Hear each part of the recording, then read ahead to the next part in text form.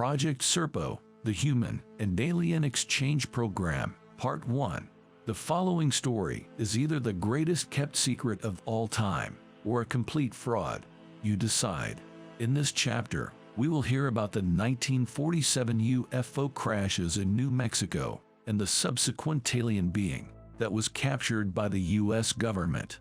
This presentation is of the information posted on the website, serpo.org, from a retired senior government official. The website was intended to facilitate the gradual release of confidential documents pertaining to a top-secret exchange program of 12 U.S. military personnel to Serpo, a planet of Zeta Reticuli, between the years 1965 to 1978. Preface. This information began to be released on November 2, 2005 by a retired senior official within the U.S. Defense Intelligence Agency, DIA, who called himself anonymous. This individual reported that he was not acting individually and was part of a group of 6 DIA personnel working together as an alliance of 3 current and 3 former employees. He was their chief spokesman. This group, known as DIA-6 from the Defense Intelligence Agency, continues its work today under anonymous with full access to the briefing control access roster. Its official name is actually known in government circles. Up to December 21, 2007, the information was released in installments on a private UFO email list moderated by Victor Martinez. Then, on January 24, 2008, information was received by Bill Ryan, the author of the website, and was posted to the website accordingly. Anonymous wrote 85% of the material. Another 13% came from another source directly connected with the project, and the final 2% came from a ghost. It is not yet known whether this pattern will continue. Information released by Anonymous was posted exactly as it was originally received. Some comments were added by the moderator, Victor Martinez, for clarification when necessary. Nothing was omitted. If this extraordinary story is true, the 12 people who visited planet Serpo, 8 of whom returned, are among the greatest unsung heroes of our generation. Chapter 1. First Contact. This chapter contains information relating to the crashes of 2 UFOs that occurred in July of 1947 in New Mexico, which appears to have occurred at about the same time. However, the crash sites were discovered at different times and in separate locations. Section 1.1 describes the first crash site discovered, and Section 1.2 describes the second one discovered. In July 1947, a remarkable event occurred in New Mexico. During a storm, 2 alien spacecraft crashed. One crashed southwest of Corona, New Mexico, and one crashed near Daddle, New Mexico. There were 5 dead aliens and 1 live alien at the first crash site. 1.1 Corona crash. The Corona site was found a day later by an archaeology team. This team reported the crash site to the Lincoln County Sheriff's Department. A deputy arrived the next day and summoned a state police officer. 1 live entity, EBE, was found hiding behind a rock. The entity was given water but declined food. The entity was later transferred to Los Alamos. The information eventually went to Roswell Army Airfield. All the debris and alien bodies recovered from the first crash site were initially taken to Roswell Army Airfield, Roswell, New Mexico. The debris was eventually transferred to Dayton, Ohio, home of the Air Force Foreign Technology Division. The bodies of the dead aliens were transported to Wright Field in Ohio and kept in a form of deep freeze. They were later transported to Los Alamos, where special containers were made to keep the bodies from decaying. 1.2 Daddle crash. The second site was not discovered until August 1949 by 2 ranchers. They reported their findings several days later to the sheriff of Catron County, New Mexico. Because of the remote location, it took the sheriff several days to make his way to the crash site. Once at the site, The sheriff took photographs and then drove back to Dattel. Sandia Army Base, Albuquerque, New Mexico, was then notified. A recovery team from Sandia took custody of all evidence, including 6 bodies. The bodies were in an advanced state of decaying. They had been in the desert for the past 2 years. Animals and time got to those bodies. The remains were transported to Sandia Base and eventually onto Los Alamos. We determined both crashed spaceships were of similar design, and the bodies of the aliens were all identical. They looked exactly the same. They had the same height, weight, and physical features. This presentation is of the information posted on the website serpo.org from a retired senior government official. The website was intended to facilitate the gradual release of confidential documents pertaining to a top-secret exchange program of 12 U.S. military personnel to Serpo, a planet of Zeta Reticuli, between the years 1965 to 1978. Chapter 2. The Live Alien. This chapter describes what transpired with the living extraterrestrial being that was discovered at the first crash site near Corona, New Mexico. Section 2.1 describes the entity itself. Section 2.2 describes its society, and Section 2.3 describes the communications with it. 2.1 EB1. This creature was not human, and we had to decide on a term for it. So, scientists designated the creature as EB1. We also referred to it as Noah. There was different terminology used by various aspects of the U.S. military and intelligence community back then. It was male. Within EB's race, they have males and females. EB1 was treated for some minor injuries and then taken to Los Alamos National Laboratories, which was the safest and most secure location in the world. Special accommodations were made for EB1. We believe EB1 was a member of their Air Force or maybe something like NASA. EB1 stayed alive until 1952, when it died. We learned a great deal from EB1. Although EB1 did not have voice organs like humans, it was able to communicate with an operation performed by military doctors. EB1 was extremely intelligent. It learned English quickly, mainly by listening to the military personnel who were responsible for EB's safety and care. EB1 was housed in a special area at Los Alamos and Sandia Base. Although many different military doctors, scientists, and a select number of civilians studied EB1, it never became upset or angry. EB1 helped us learn from all the items found in the 2 crash sites. EB1 showed us how some of the items worked, such as a communications device. It also showed us how various other devices worked as well. EB1 died of what military doctors considered natural causes. I don't think we could really state exactly why EB1 died. Although we had 5 years to study EB1, we didn't have any standards to compare EB's body with standard medical observations. It was difficult to lose EB1, since it was the most interesting thing we as humans could receive and study. This was a visitor from another planet and other world. EB1 was a visitor on our planet and was taken to several different locations, mostly warm. When he arrived at Los Alamos, he remarked that he liked the cooler climate, meaning Los Alamos in the late summer.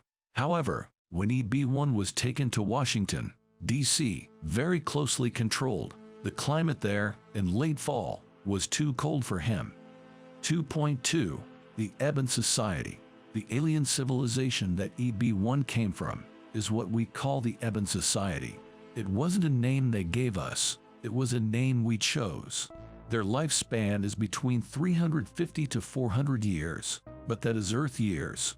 The Ebon don't have any similar characteristics of a human, with exception of their eyes, ears, and mouth. Their internal body organs are different. Their skin is different. Their eyes, ears, and even breathing is different. Their blood wasn't red, and their brain was entirely different from humans. We could not classify any part of the aliens with humans. They had blood and skin, although considerably different than human skin. Their eyes had two different eyelids. This is probably because their home planet was very bright. EB1 did explain where he lives in the universe.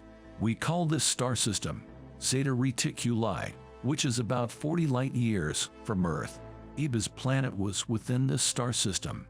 Our closest star is 4 light years away.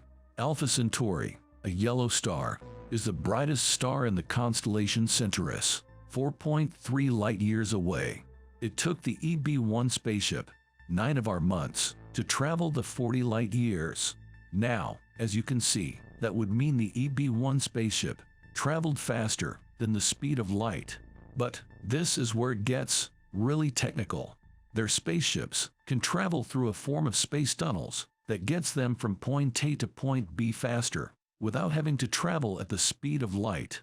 They seem to be able to bend the distance from one point in space to another. I cannot fully understand how they travel, but we have many top scientists who can understand their concept. The laws of physics on their planet are not the same as on our planet, especially when it comes to the movement of their planet in relationship to their two suns. Our scientists don't understand it because it defies some of our laws of physics. We also understand very little about their propulsion system. There seems to be two different propulsion systems, one they use within our atmosphere and one they use once they exit our atmosphere. They do not have nuclear power. Their propulsion system does have some type of low-level radiation emissions, but nothing that would endanger us. It isn't like our radiation, but we call it radiation because we have nothing else to compare it with. Time is very different on the Eben planet, which, by the way, we call Serpo. Their day is approximately 40 hours. That is measured by the movement of their two suns. The solar system containing Serpo is a binary star system, or two suns, rather than one, like our solar system. Their suns do not set, like ours. There is daylight during their entire day, with the exception of a short time period, where both suns hit the horizon. 2.3. Eben communications. EB1 provided a communication device that allowed us to contact Serpo. This communication device was on board the Eben craft that crashed in July 1947 near Corona, New Mexico. EB1 showed us the proper use of this communication device prior to his death. However, the device did not function properly and no contact could be made with Serpo. Just prior to EB1's death, an American scientist from Los Alamos figured out the device, made it work, and connected an energy source found in the Eben craft to the communication device. With EB1's assistance and language input, several signals were sent during the summer of 1952. In early fall of 1952, we received several signals on the device. EB1 translated the messages and provided us with that information. EB1 sent 6 messages. The first message was just letting his planet know he was alive. The second message explained the crash in 1947 and the death of his crew. The third message asked for a rescue craft for him. The fourth message suggested a formal meeting with leaders of Earth. The fifth message suggested an exchange program. The sixth message provided landing coordinates for any future rescue or visitation missions to Earth. The incoming messages gave a time and date, Eben date, and time system, and confirmed a landing location. However, once the message was translated by EB1, it was determined the date was over 10 years away. Fearing that EB1, who was sick at this point, did not translate the message correctly, our scientists began to translate the message based on the Eben language that was taught to us by EB1. EB1 was a mechanic, not a scientist. He was still able to teach us some of the Eben language. According to the document which I read, we translated about 30% of the Eben language. Complex sentences and numbers could not be recognized. EB1 assisted us as long as he was alive, but once he died, then we were on our own. We sent several messages over a 6-month period in 1953, but we did not receive any return messages. We fine-tuned our efforts over the next 18 months and finally sent 2 messages in 1955 and received a reply. We were able to translate about 30% of the messages. We turned to several linguist specialists from several U.S. universities and even several from foreign universities. Finally, we were able to translate most of the messages. We decided to reply in English and see if the Evans could translate our language easier than we could theirs. Approximately 4 months later, we received a reply in broken English with sentences that contained nouns and adjectives, but no verbs. It took us several months to translate the messages. We then sent Eben our typed English lessons. 6 months later, we received another English message. This time it was clearer, but not clear enough. Evans were confusing several different English words and still failed to complete a proper sentence. But we were able to provide the basic skill level for them to communicate in English. In one message, they provided us with a form of the Eben alphabet with the equivalent English letter. Our linguist specialist had a very difficult time figuring this out. The written Eben language was simple characters and symbols, but our linguist specialist had an extremely difficult time comparing the 2 written languages. Over the next 5 years, we were able to perfect our understanding of the Eben language somewhat, and the Ebens were able to better understand English. However, we had a major problem of trying to coordinate a date, time, and location for an Eben landing on Earth.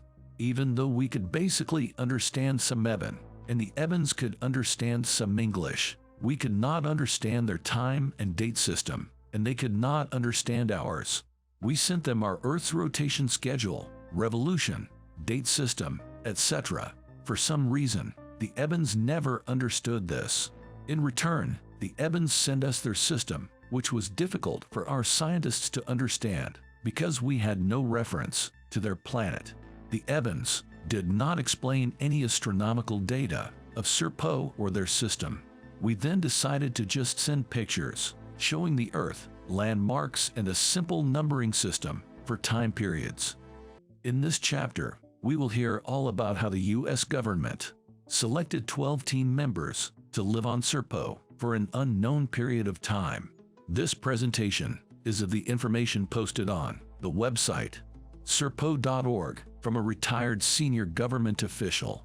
The website was intended to facilitate the gradual release of confidential documents pertaining to a top-secret exchange program of 12 U.S. military personnel to Serpo, a planet of Zeta Reticuli, between the years 1965 and 1978. Chapter 3.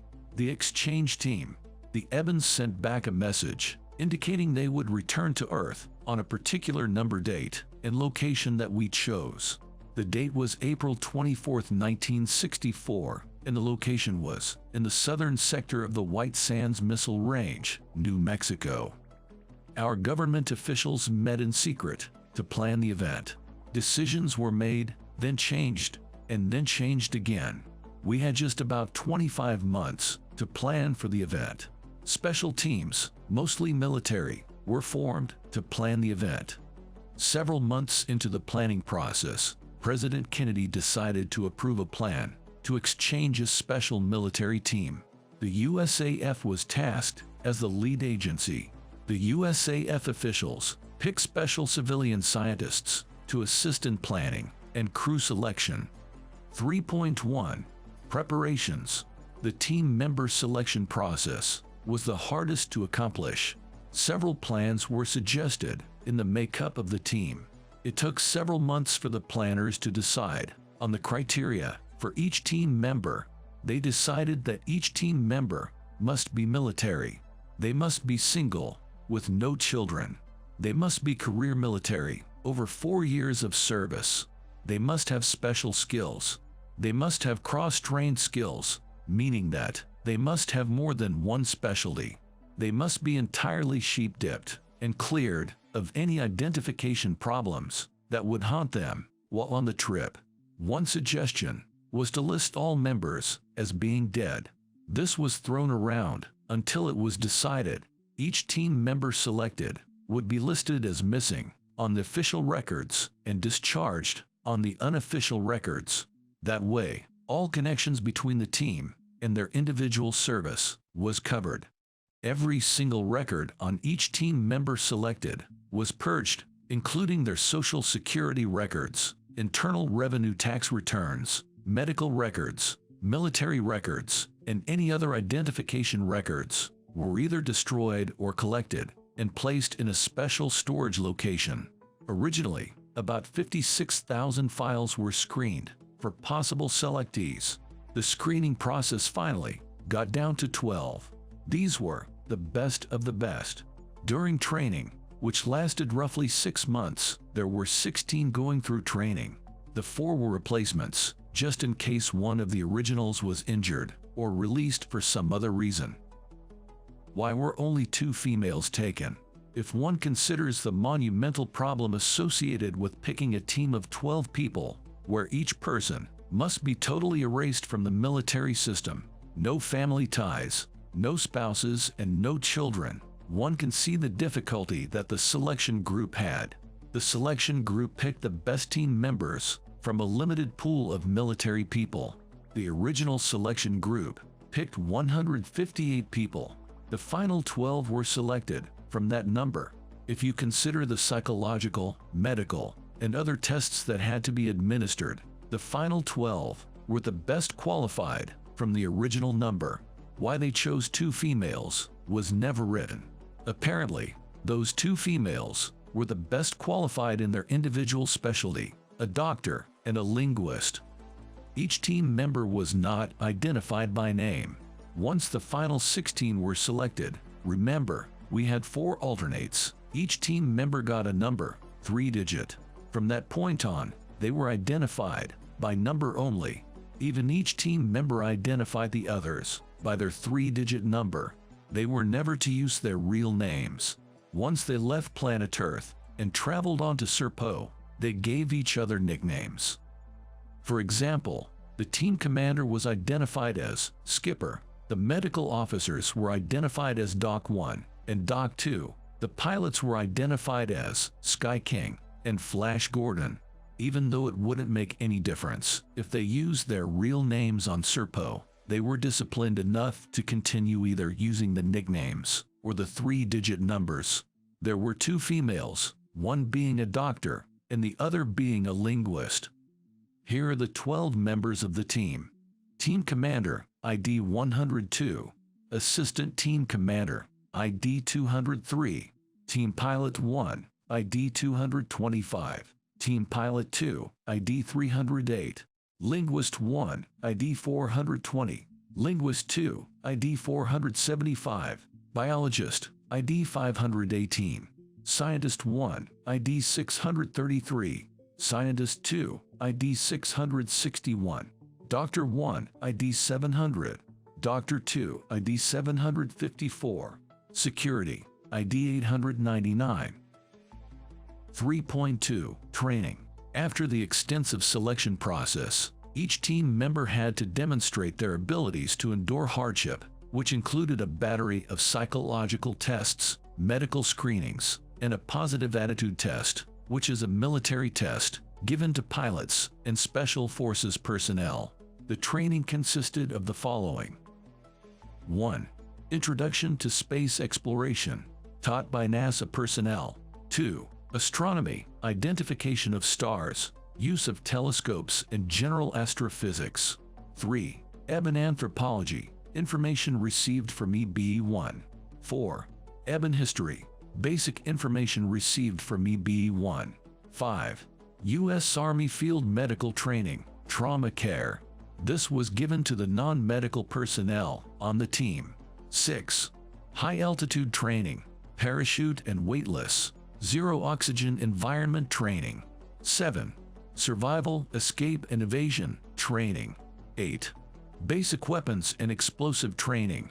6 pounds of C4 was taken. 9. Psychological operations training and anti-interrogation preparation. 10. Small unit tactical training, mini 4-week U.S. Army Ranger course. 11. Intelligence gathering course. 12. Space geology, collection methods, and use of specialized geological equipment. 13. Physical stress training. 14. Methods to cope with confinement, isolation. 15.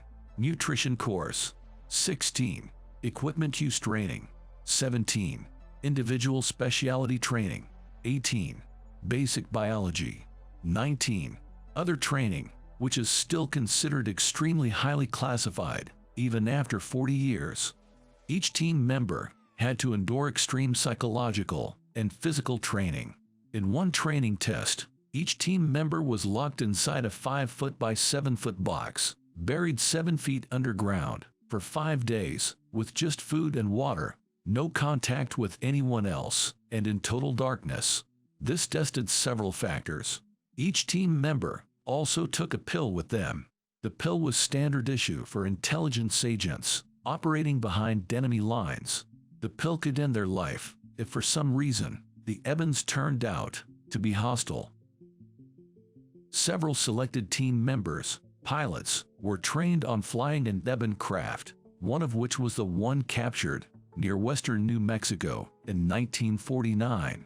The plan called for these selected few to fly the craft back to Earth in case of an emergency.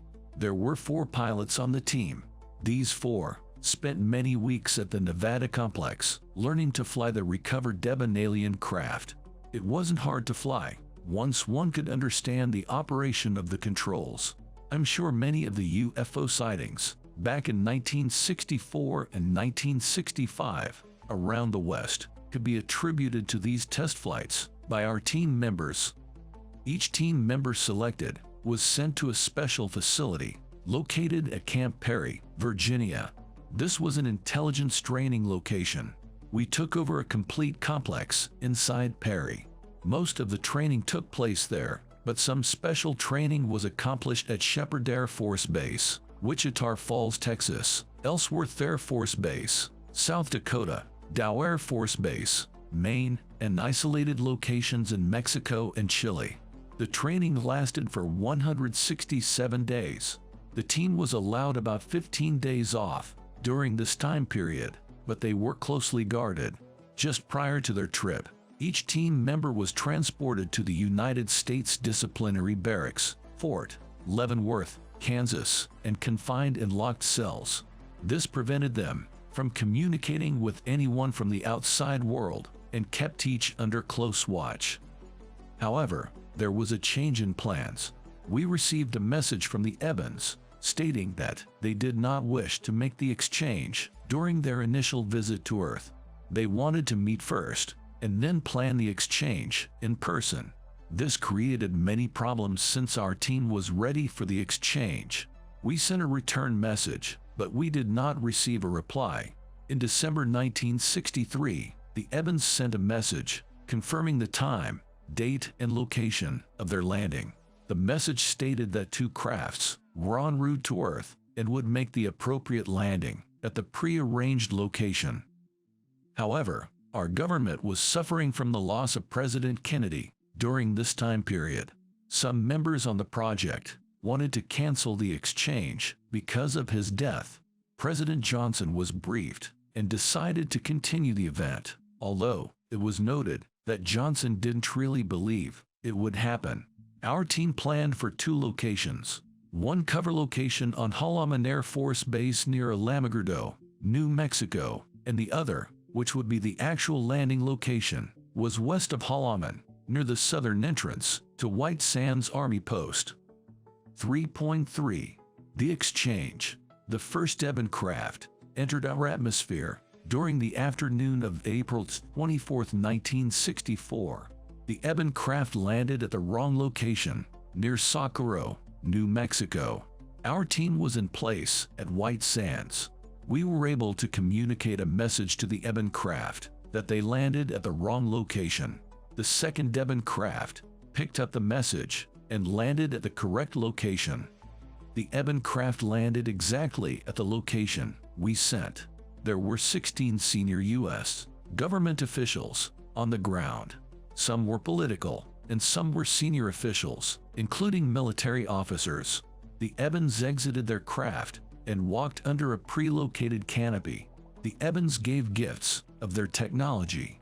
The Ebens had a crude translator device. It appeared to be some sort of microphone with a readout screen.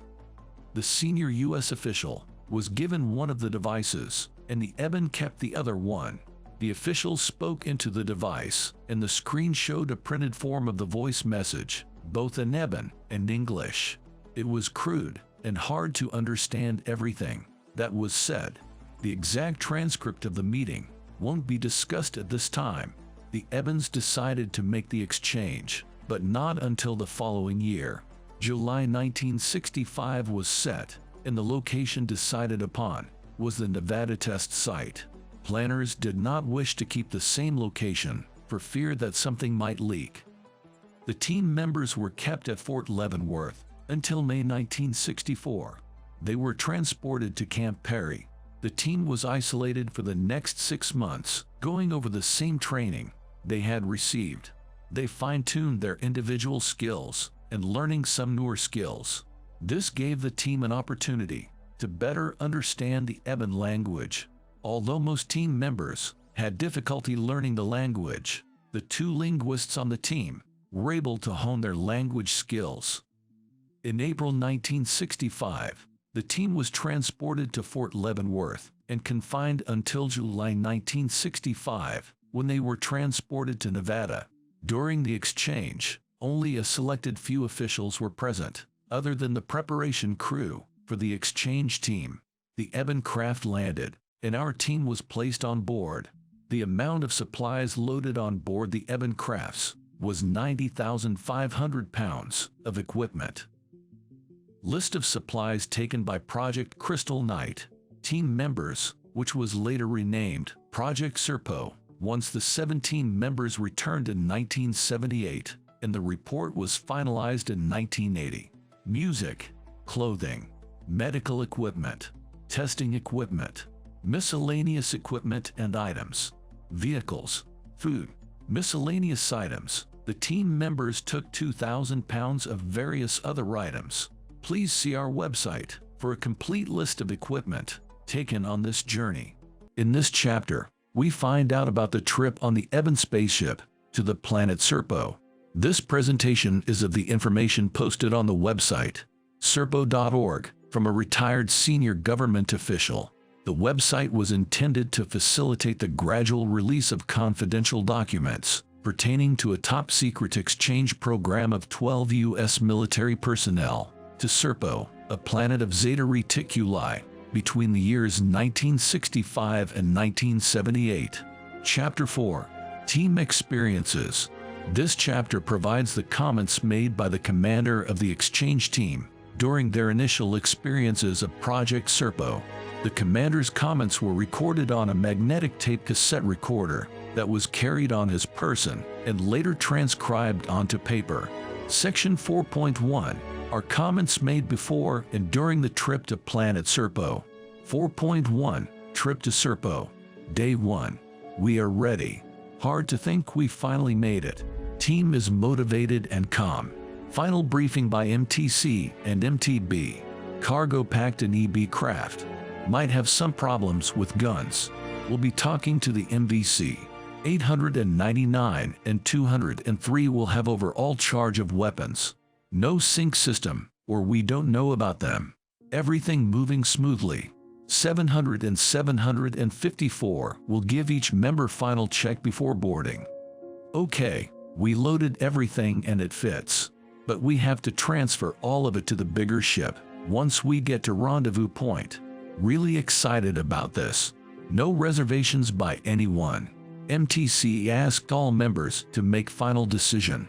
The team all said go. We go. Interior of EB craft is big. There are 3 levels. This is different than the one we trained on. I think that was a scout craft. This one is a shuttle craft. We stored the cargo in lower level.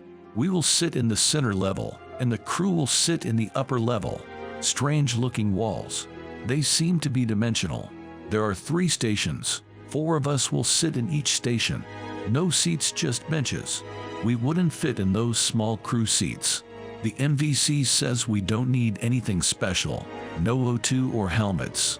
Don't know what to do with them. Okay, final checks. MTC gave us final words. One prayer said, "We board the EB craft." 475 really nervous. 700 will watch him. The hatch is closed. No windows. We can't see out. Everyone is seated in their respective seats on the bench. No retention harnesses. Okay, well, bar across us. The craft is starting engine, or what they call energy thrusters. Seems like we are moving but nothing happening inside. Still able to write this. Really dizzy now. 102 sitting next to me and he is faint. Something feels really funny. Have to rewrite this because I can't think straight. Day 1, Entry 2. We made it to the rendezvous craft. We don't know where we are, but it seemed like we all fainted or was really confused during this trip. According to my wristwatch, it took about 6 hours, or maybe more. We left at 13:25 hours, and it is 19:39 hours now.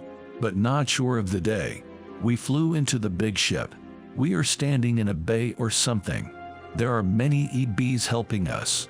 They seem to understand we are confused. The cargo was offloaded in one big move. The platform containing the cargo was moved, without unloading the individual cargo. This ship looks like the inside of a real big building. The ceiling is about 100 feet high in this area of the ship. Okay, we are being moved into another part of the ship. Okay, we moved to another room or area. What a big ship. I just can't describe how big this is. It took us about 15 minutes to walk to our area. Seems like it is something special for us. The chairs are bigger, but there are only 10 of them. Okay, I guess 203 and myself will sit in different location above these seats. We're moved by some sort of elevator, but I can't understand how it worked. Everyone is hungry. We have our backpacks containing some sea rations, and I guess we eat now. But must ask the MVC. I can't find him, and we can't communicate with the 2 EBs here. They seem to be real nice. 420 will try to use his language skills. Almost funny. Sounds like a screaming match. We just used sign language indicating we want to eat. One of the EB brought us a container with something in it. Doesn't look good, but I think it is their food. Looks like mush or oatmeal. 899 will taste it. Well, 899 said it tastes like paper. Think we will all stick to sea rations. Okay, MVC finally showed up. Told us we will begin trip soon. 2 mils. I think he means minutes, but don't really know. Maybe it wasn't such a good idea to eat before leaving. We don't feel any weightlessness, and we don't feel dizzy, but we don't know what to expect from this point on. They are indicating we must sit in the chairs. Day 2. I'm not sure just how long we were in the containers. We sat in the chairs and a clear container was placed over us and the chair. We were isolated in this bubble or sphere. We could breathe okay and could see out, but we really felt dizzy and confused. I think I fell asleep or fainted. I think this is another day, but my watch says 1 hour since we sat, but I think it is the next day. Our time instruments are located in our backpacks, which are stored in another area of this room. We are still in these spheres, but it seems okay. Well, 899 figured out how to get out, because he is standing up. He opened my sphere. Not sure if we should be out of this thing. 899 said an EB came in and looked at us and left. Other team members sleeping. 899 and myself walking around this room. I retrieve the time instruments. Seems like we have been traveling about 24 hours or so. No windows to see. Originally we were told it would take about 270 of our days. Okay, EB came in and pointed to the chairs. I guess we need to go back and get into them. Since I am not sure of which day it is, I won't state a day as to my entry, so I'll just say entry. We are all sick, dizzy, upset stomachs. 700 and 754 gave us medicine to settle our stomachs, but we really feel bad. We seem to be unable to focus our eyes, and seem to not know which way to turn up or down, and don't know the way to sit down. Really bad feeling. Medicine helps a little. We are able to eat a little. 700 and 754 tells us to eat and drink the water we brought along. We are doing that and feel a little better. Can't concentrate on anything, so I can't write anymore right now. Feel a lot better. EBs came in and did something to the room. It all seems clearer, and we are not so confused and dizzy. We ate again and drank more water. Feeling a lot better. We are out of the sphere, but must stay in them at certain times. EB showed us a series of lights above the entry panel. Green, red and white lights. If the light is red, we must sit in sphere. If light is white, we are okay. EB never explained the green light. Maybe that isn't good. We have no idea what day it is, only that it is 23:19 hours. Our date recorder isn't working very well, according to 633. He thinks we have been going for 10 days, but not really sure. We have been confined to this room for the entire time. I think this room was made for us, and we are safe in this room. Maybe it wouldn't be wise to leave it. No weightlessness. Don't know how they do it, but we do feel a little lightheaded when we walk. Seems room is pressurized. Ears are popping a lot. If we have to sit in this room for 270 days, we will really be bored. We can't really do much. All our equipment is packed away. We have our backpacks, but they only contain a few items. We want to clean up, but can't find a bathroom, except the containers we are using to relieve ourselves. They are small metal containers that are emptied by the EB every now and then. EB brings us food, their food. We tried it, and it tastes like paper. Really no taste, but maybe it is something special for space travel. 700 is eating it. He seems okay, but it is upsetting his bowels. Their water is milky looking, but tastes like apples. Strange. It has been a long time since I have made an entry. We are guessing we have been on the ship for 25 days, but we might be off about 5 days. We were locked into our sphere for a long period of time. We had to leave in order to relieve ourselves, and finally were able to open the sphere. But when we did, we all got sick, really sick, dizzy, confused, and some couldn't walk. We had trouble urinating and moving our bowels. 700 and 754, who ate the EB food, didn't seem to be as sick as us. They treated us with medicine. EB came in and pointed a bluish light on our heads. We felt better, much better after this, but pointed to the chairs and we figure we must get back into them. We showed him our waste containers and pointed to the chairs in a confused manner. He understood and then left the room. EB came back with small containers we could place inside the sphere. He also brought in small jugs of the milky liquid and made a motion for us to drink it. So we went back into the sphere and just sat there with the waste containers and the jug of the milky stuff. We drank that and seemed to be better, except 518, who seemed to be sick. But we were cautioned to stay inside the sphere. I don't have any idea how long we stayed in that sphere this time, but EB came in and made a motion for us to come out. We were able to move around without being dizzy or sick. EB even allowed us to leave the room. We walked along a very narrow hallway for a long period of time, maybe 20 minutes. We then got into some sort of elevator, which moved fast because we could feel the motion. We came out into a very large room that contained many Evans sitting in seats. Maybe this is the control center. Our escort made a motion to go into the room. We could see control panels which contained many lights. There were 4 different stations containing 6 sevens each. They were in levels. The top level inside this room contained just 1 seat. One Evan was seated in that chair. We figure he must be the pilot or commander. He seemed busy with an instrument panel. There were many television screens, but they all showed Devon language in series of lines, both vertical and horizontal, maybe some sort of graph.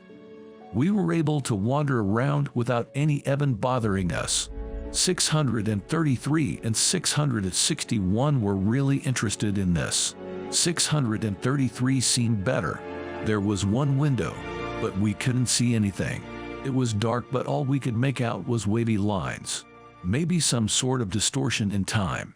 We must be moving faster than light speed, but we can't see anything out the window. Okay, MVC finally arrived. He explains in broken English that we are halfway to home planet. Everything is functioning properly, and we all will feel better once the craft gets out of this time wave, as he calls it. MVC says we can walk around any part of the ship, but we must stay together. We must be shown how to operate the movement centers. We are thinking he is referring to the elevators. It seems simple, just placing your hand over one of the operating lights. White and red. White moves it and red stops it. We hear some type of ringing sound, but MVC says it is only space sounds. Whatever he means by that. We were able to walk around the ship, but it is so large, it is difficult to understand how such a large ship can move so fast. 633 wants to see the engines. MVC takes 4 of us to the engine room, or whatever they wish to call the room. It contains large, very large metal containers. They are in a circle, with the ends of each pointing into the center. Many pipes or some type of large tubes connects them. In the center of these containers is a copper-colored coil, or something looking like a coil. There is a bright light being shined from a point above, into the center of the coil. We hear a very dull hum, but no major loud sounds. 661 thinks it is an negative matter versus positive matter system. I dreamt of Earth. I really had some vivid dreams of Colorado, the mountains, the snow, and my family. It was if I was really there. I had no worries, and never thought of my situation inside the foreign spaceship. Then I awoke. I was confused and disoriented. I was in a bowl. Well, it looked like a bowl to me. I don't remember how I got here. My first thought was to my crew. I pushed open the top of this glass bowl, and it opened. I heard a hissing sound coming from the seams or seals. I looked around and saw that I was inside a room.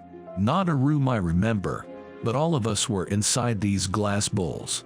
All the other crew members were asleep. I climbed out and realized my legs were really sore, but I climbed out and went to each glass bowl and checked on the crew. I found only 11 of us. Somebody is missing, but who? I am so confused. I'm also very thirsty. I can't find any of those water bottles. We had some, but I can't find any. My eyes are really having a problem focusing, but I'm writing this in my log. I have to record everything. I found number. He is alive. Who is missing? I have to look at each bowl. This room is large. The ceiling looks like bed mattress. The walls of this room are soft. Not very much in this room except for the bowls and some tubes running from the bowls to the floor. I see lights flashing on the bottom of each bowl. There are bright lights on in the ceiling. Inside the mattress or something. I can't open these bowls. I've tried everything. I must get some help from the Evans. I found a door, but it won't open. I can't remember how we opened the other doors. How long have we been in these bowls? I can't seem to remember much. Maybe the traveling in space causes problems with a person's mind.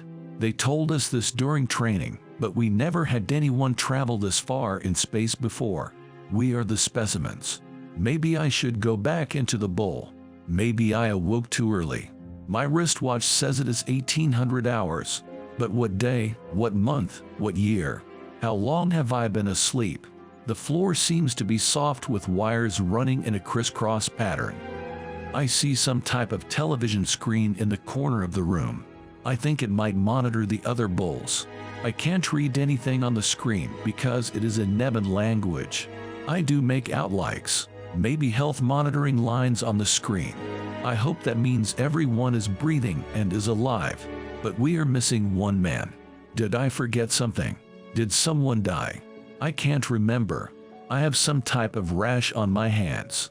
Real burning sensation. Maybe it is radiation burns from something.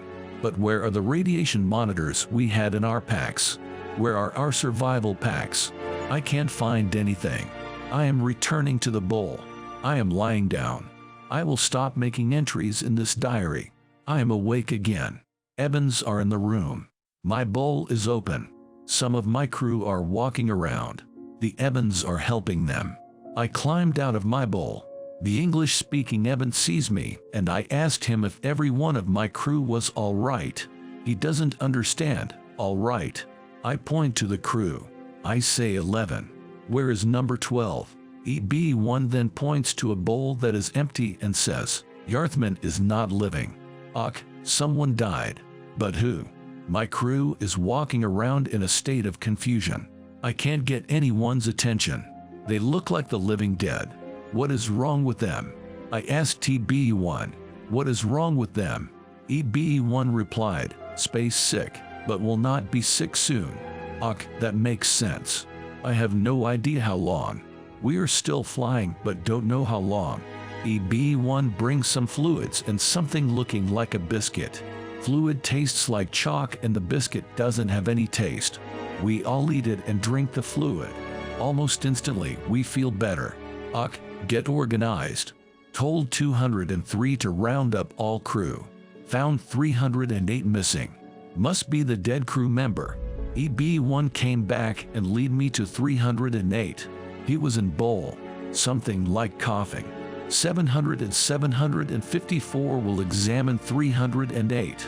EB1 cautioned us no to take 308 out. Don't understand the caution. 700 and 754 is here. I tried to tell EB1 that these guys are our doctors and must examine 308. EB1 said no, because of infection.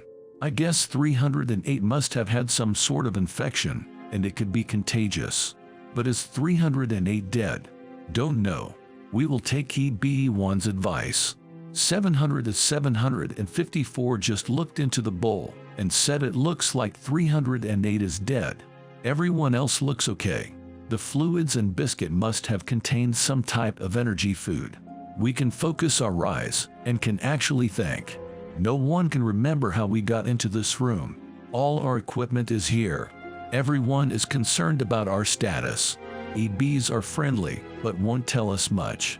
899 is concerned with being locked into a room. 633 and 661 thinks we should be keeping busy. I agree.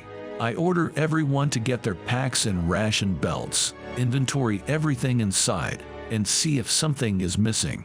That will occupy the team for some time. My wristwatch says it is 4 o'clock hours. But what day? Date? Don't know. Very strange not being able to gauge time. We have no reference inside this room or this spaceship. The year clock that we brought will be unpacked once we can get to the stowed gear. We don't know where that is.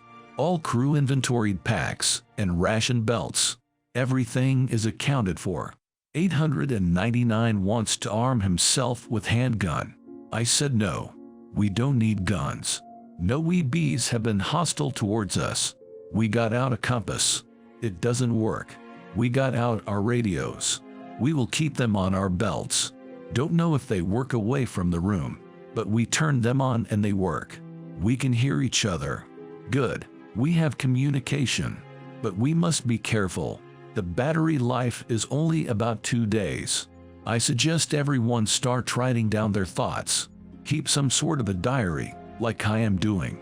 I was ordered to do this, and will continue to do as long as I can. But I won't keep it by day, since I can't tell when a day ends.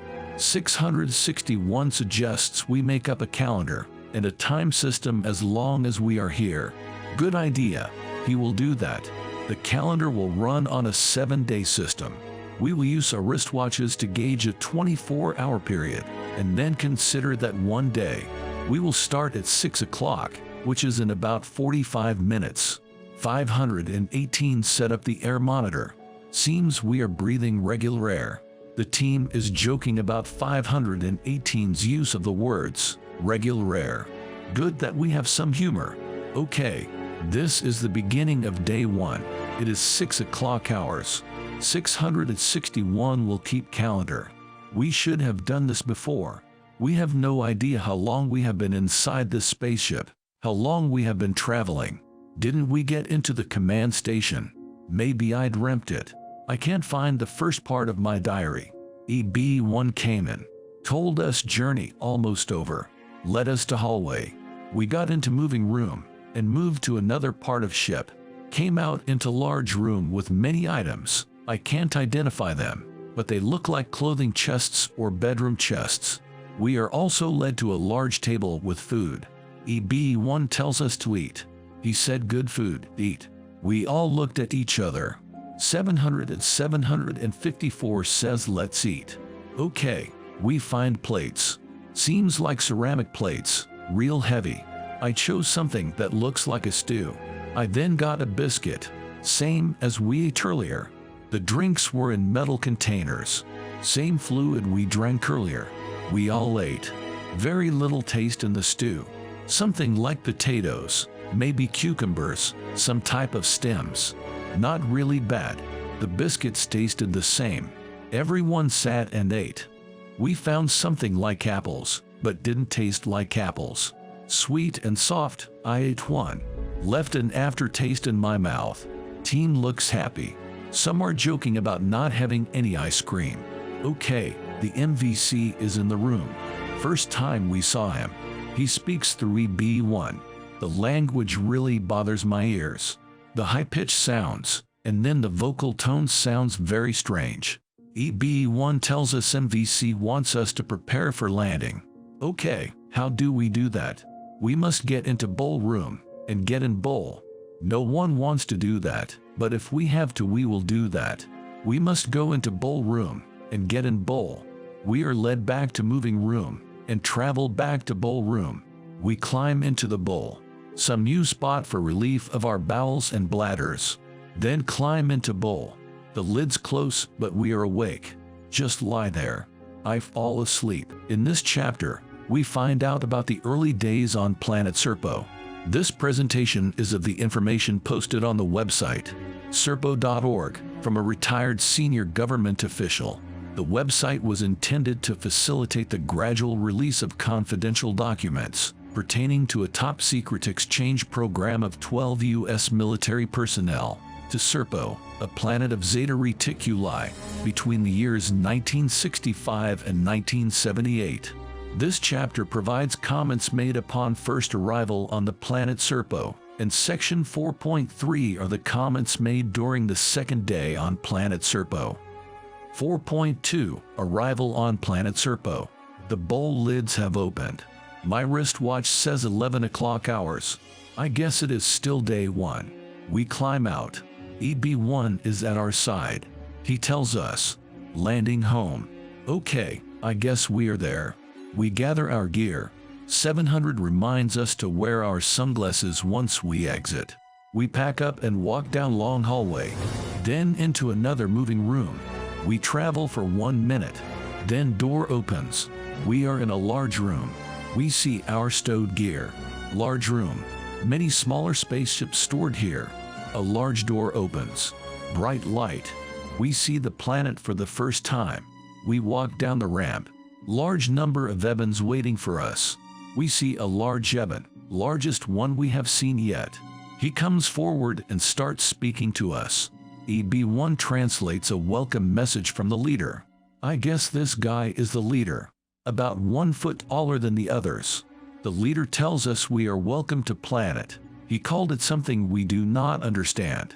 EB1 isn't doing a good job translating, but we are led to an open arena. Looks like a parade field. The ground is dirt. Looking up, I see blue skies. The sky is very clear. We see 2 suns, one brighter than the other. The landscape looks like a desert, Arizona or New Mexico. No vegetation that we can see. There are rolling hills but nothing but dirt.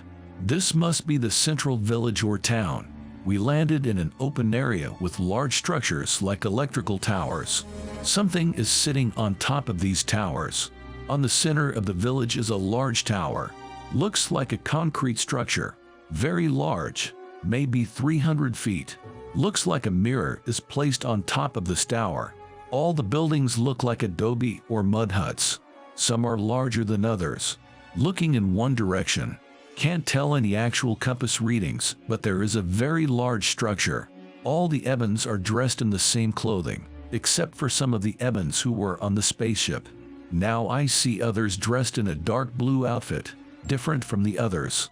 Each Ebon is wearing some type of box on their belts. All have belts. Can't see any children, but maybe they are the same size too. Our boots leave an imprint into the soil.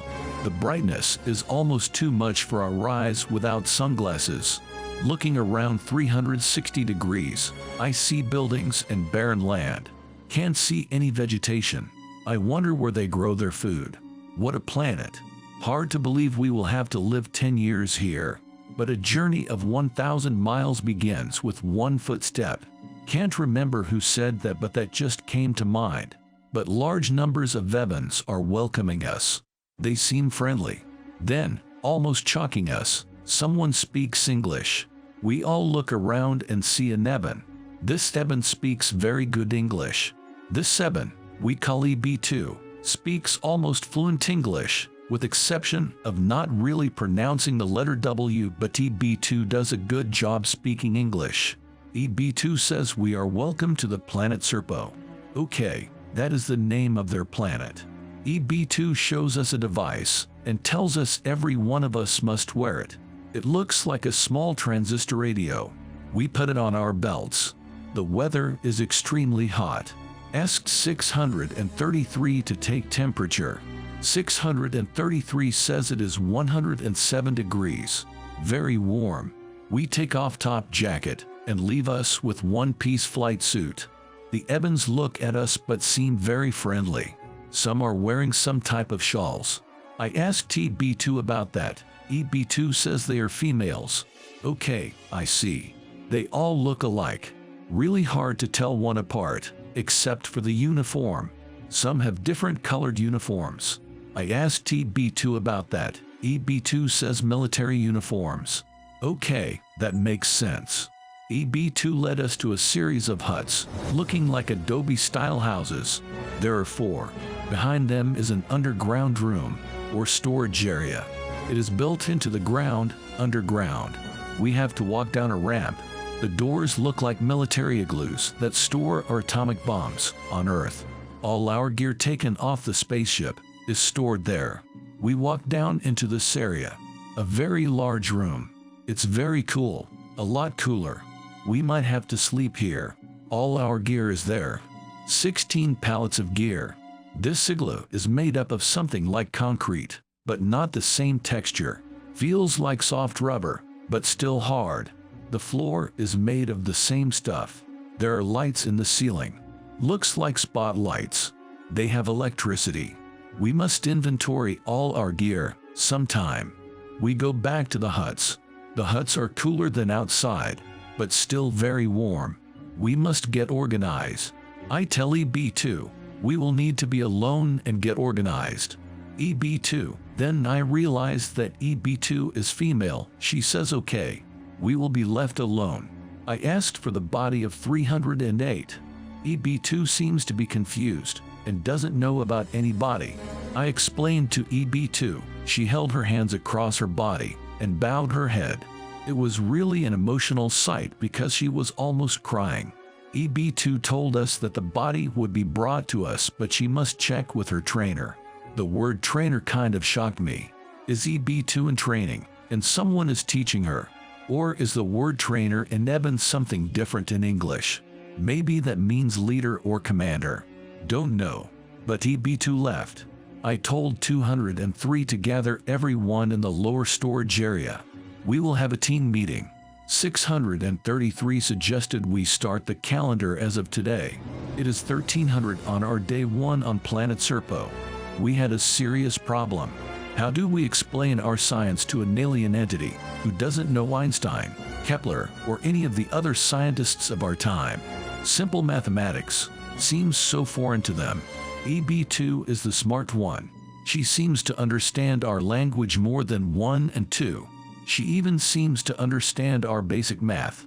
We started with the basic math, 2 plus 2, then progressed on.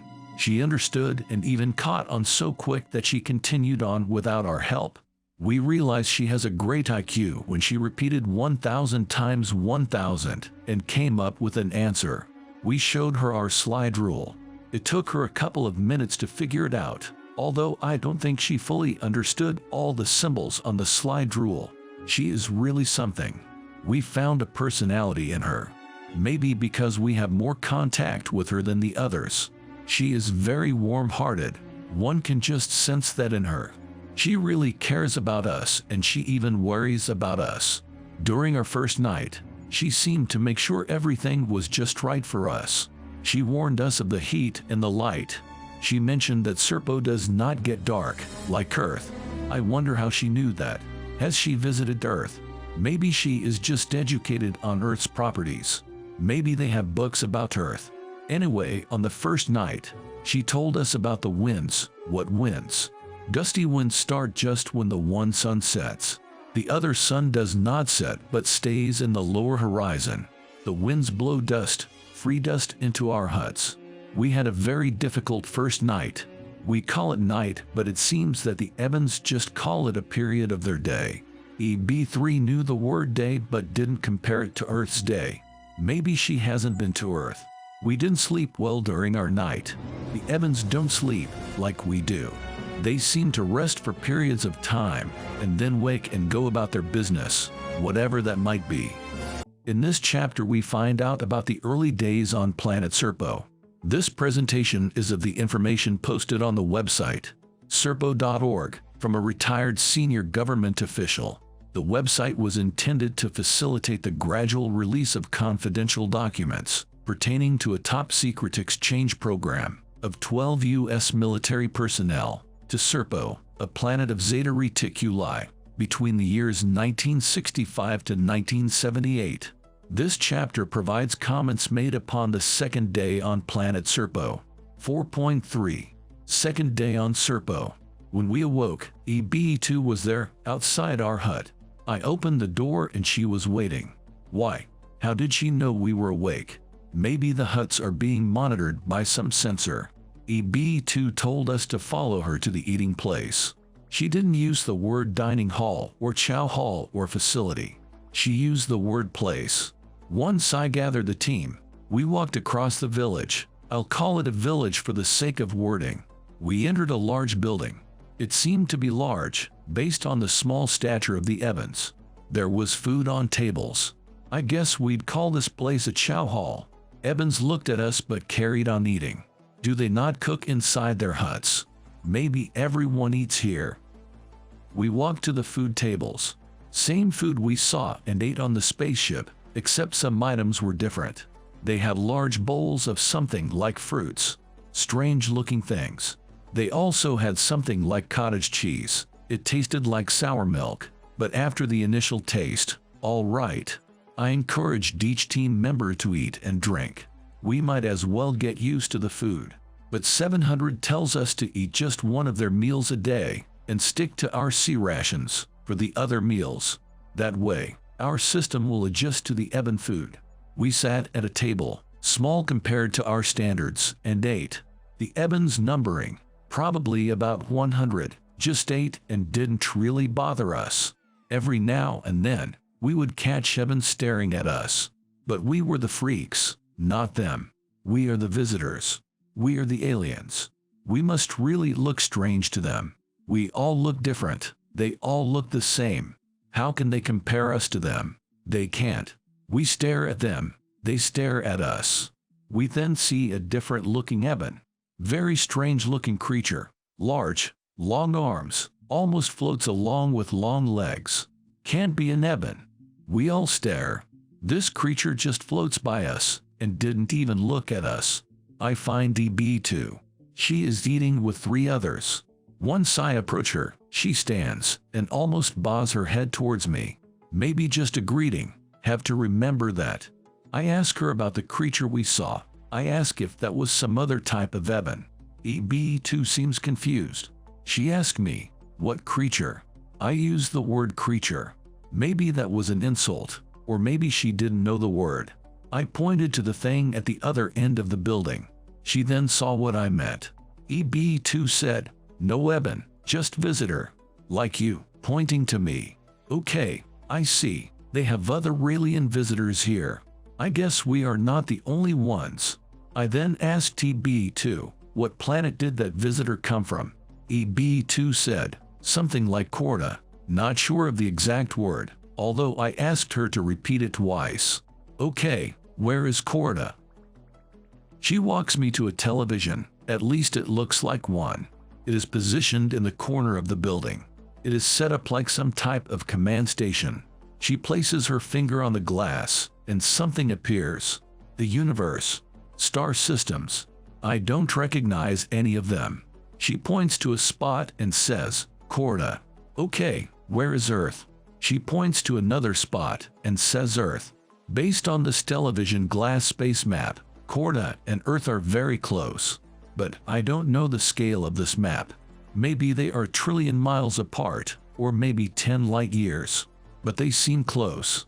I'll have to have one of the scientists look at this and see. Okay, I thank EB2. She seems pleased. She almost looks like an angel. She seems so very nice. She touched my hand and pointed to my table and said, eat. Good eat. I laughed and said, yes, good chow hall food. She looked puzzled. I guess she doesn't know what a chow hall is. I pointed to the building and said, chow hall, earth-eating place. She repeated what I said, chow hall, earth-eating place. I laughed and walked away. Now she will think all Earth restaurants are called chow halls. We returned to our huts. We must get better organized. We have a meeting. Everyone seems okay. We wonder about latrines. Where do we relieve ourselves? EB1 comes by, almost as if he was reading our minds. Maybe they can even do that. He tells us and shows us a pot in the hut. We all wondered what that was. Okay, that is our latrine. Realize that won't work very well, but we'll do what we can. Then we realize the pot has some sort of chemical inside. Our wastes are dissolved or something like that. Can't really tell. Each of the 4 huts has one. That will work for the time being. EB2 tells us to walk on ground. Not sure what she means by that, but 420 says that might be to just walk around. Okay, that we will do. I organize the team shown 102 will remain with 225. I want 633 and 661 to look at the television glass map and see if they can tell which star system is Corda. I ask 518 to take temperature readings and general weather observations. I know it is hot. Very hot. Must be over 140 degrees. 754 warns us to keep covered from sun radiation. 754 says radiation levels are high. Doesn't sound very good to me. This reminds me of Nevada. 1956, during one of the atomic bomb testings. We had hot weather, and we had to worry about the radiation from the atomic blasts. Now we are on a strange planet, 40 light years from Earth, and we have radiation and heat. But we have to explore. That is why we were sent. We start walking around. 475 will take photographs with our military cameras. I hope the film isn't affected by the radiation. How do we develop it? Maybe we didn't think of everything. I team up with 225. We walk to a large open-door building. We walk in and it looks like a classroom, but no Ebens are here.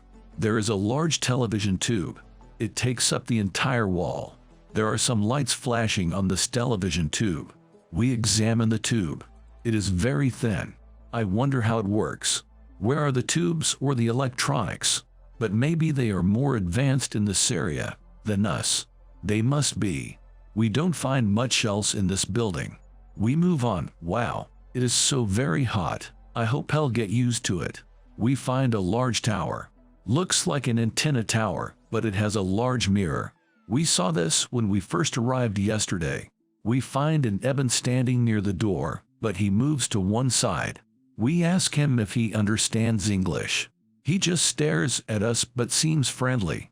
I guess he doesn't speak English. We move on into the building. Can't find any stairs, but we see some type of round glass room. Maybe it is an elevator. Then we hear English. We turn around and find DB2 standing there. Where did she come from? I ask her if we may explore this building.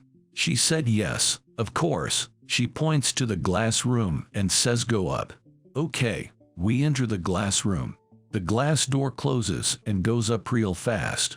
In no time we are at the top. But what is this? We ask EB2, what is this? She points to the sun and then points to the top of the room, where the mirror is located. She then points to the ground. Okay, we see it. The tower is in the middle of a circle. The circle is situated on the ground. In each quadrant of the circle is a symbol. I see that the sun is directed through the mirror. Maybe this isn't a mirror, as we know it, since the sunlight travels through it. But once the sunlight travels through it, the light is directed on a symbol within the circle. EB2 says that when light contacts symbol, then Ebens make change. Not sure what that means. Maybe she means it tells the Ebens what to do. 295 seems to think it is a sundial. When the sun strikes a symbol, the Ebens change what they are doing and do something else. Maybe the Eben day is structured, or maybe this is their clock. Strange. But we are on an alien planet. I'm glad I still have my sense of humor. 225 and myself go back into the glass bowl and go down to the ground. We walk onto another building, large again. Inside we find rows and rows of plants. This must be some sort of greenhouse. They are growing food. Many Ebens are inside. They look at us with some glares, but we just walk in and around. One Eben comes up to us and speaks, but an Eben. He seems to be telling us something. He points to the ceiling and then to our heads. Maybe he is telling us to cover our heads. We must find DB2. We go back outside and then find DB2. She always seems to be near. Now we understand why. She is monitoring us by the devices we are wearing on our belts. I ask EB2 what is that building? She says food making place. Okay, maybe we contaminated the place. We told her that another Eben spoke to us and then pointed to our heads. EB2 seemed confused and walked back into the building with us. The same Eben exchanged words with EB2. EB2 then told us that we must wear a cover on our heads in order to enter. Why? But we don't argue. This other Eben produces some sort of cloth hat and we wear it. We walk about. The Eben seemed happy. We look at their plants. They are growing food in soil. They have a watering system. They also have some sort of transparent cloth over each plant. I point to the watering system and ask EB2 if that is water, drinking water. EB2 said yes. Then she senses we are thirsty. EB2 leads us to a place near another entrance and offers us water. At least we think it is water. Tastes like chemicals, but it is water. Actually tastes good. In this chapter, our heroes learn something very disturbing about the Ebens. They might not be what they appear. This presentation is of the information posted on the website, serpo.org, from a retired senior government official. The website was intended to facilitate the gradual release of confidential documents pertaining to a top-secret exchange program of 12 U.S. military personnel to Serpo, a planet of Zeta Reticuli, between the years 1965 to 1978.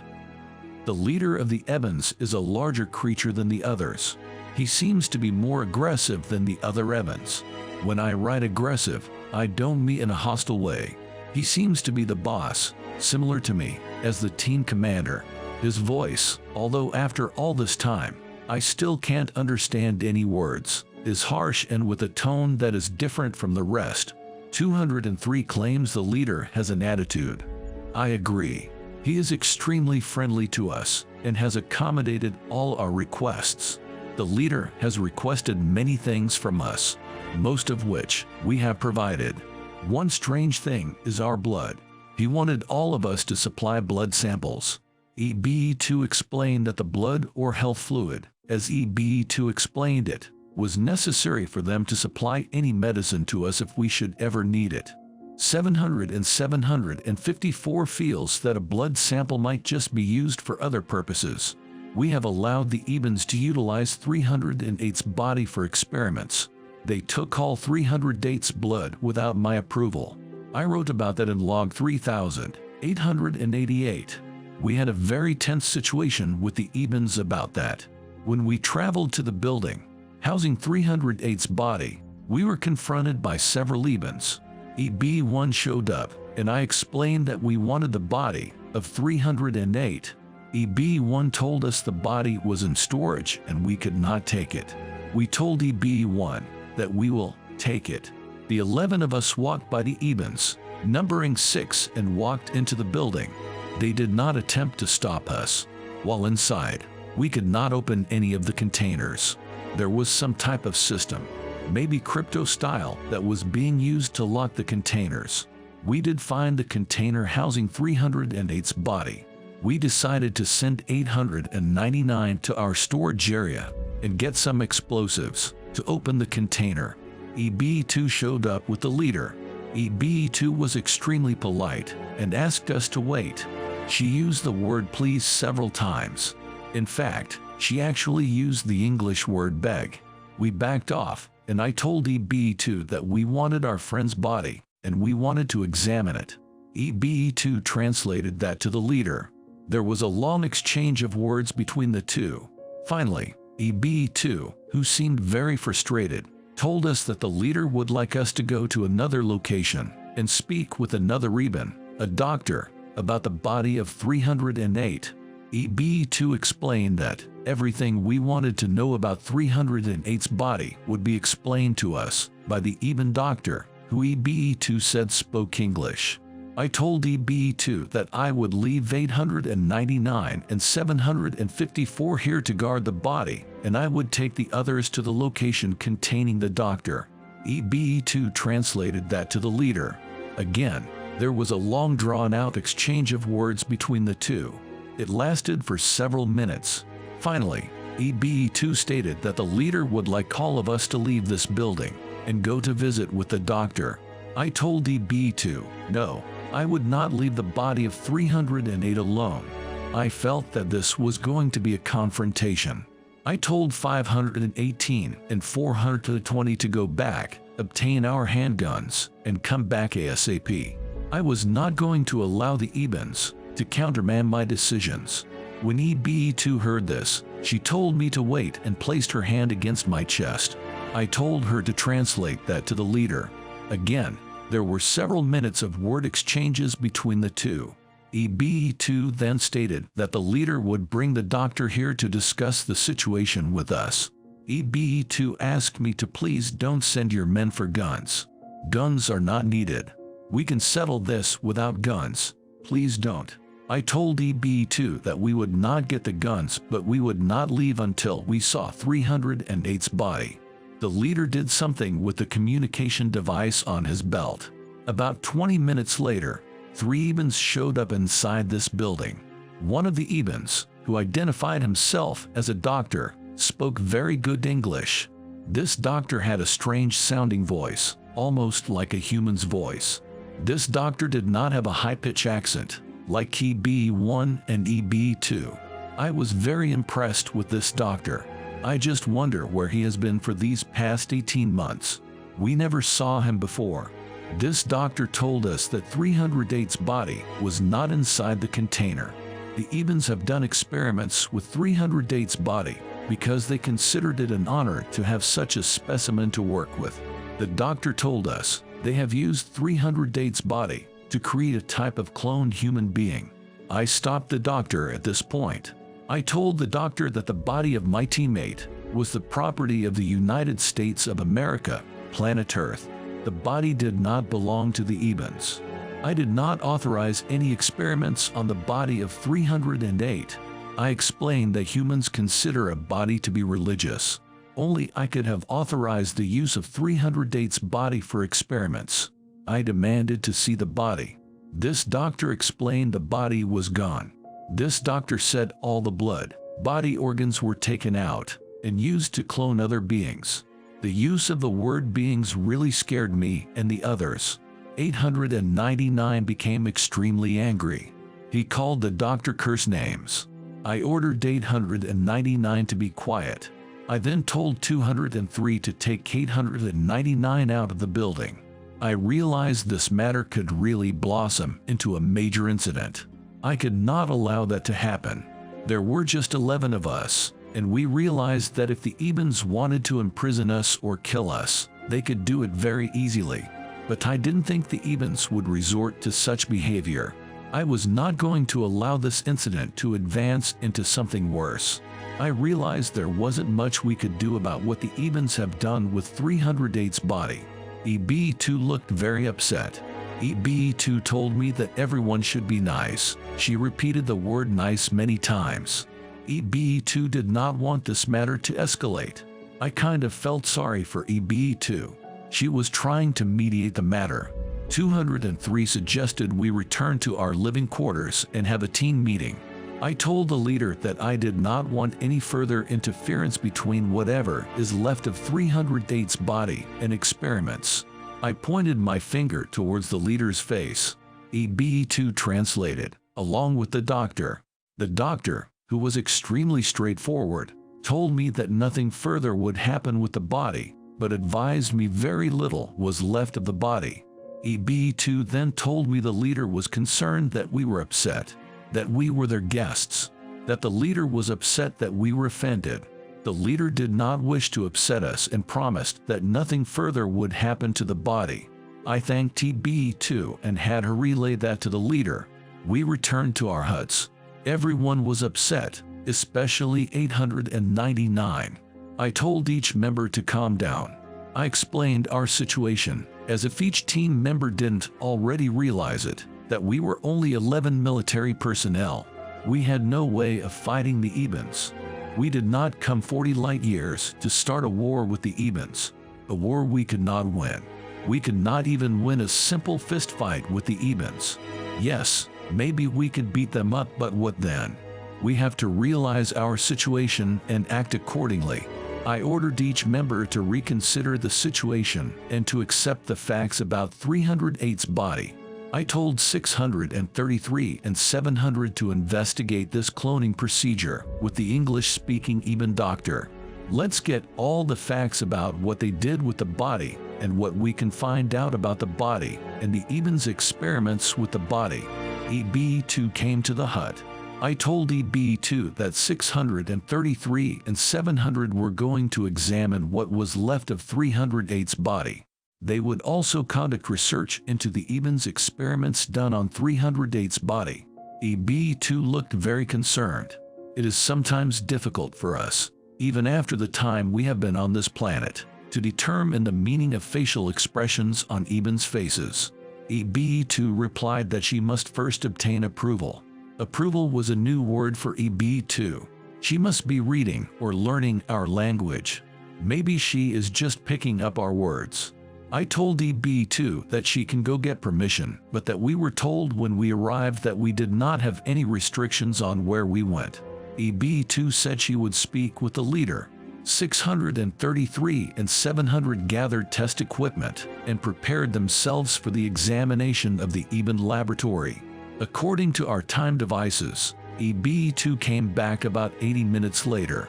EB2 said it was all right for my men to visit their laboratory. I decided that I would also visit it.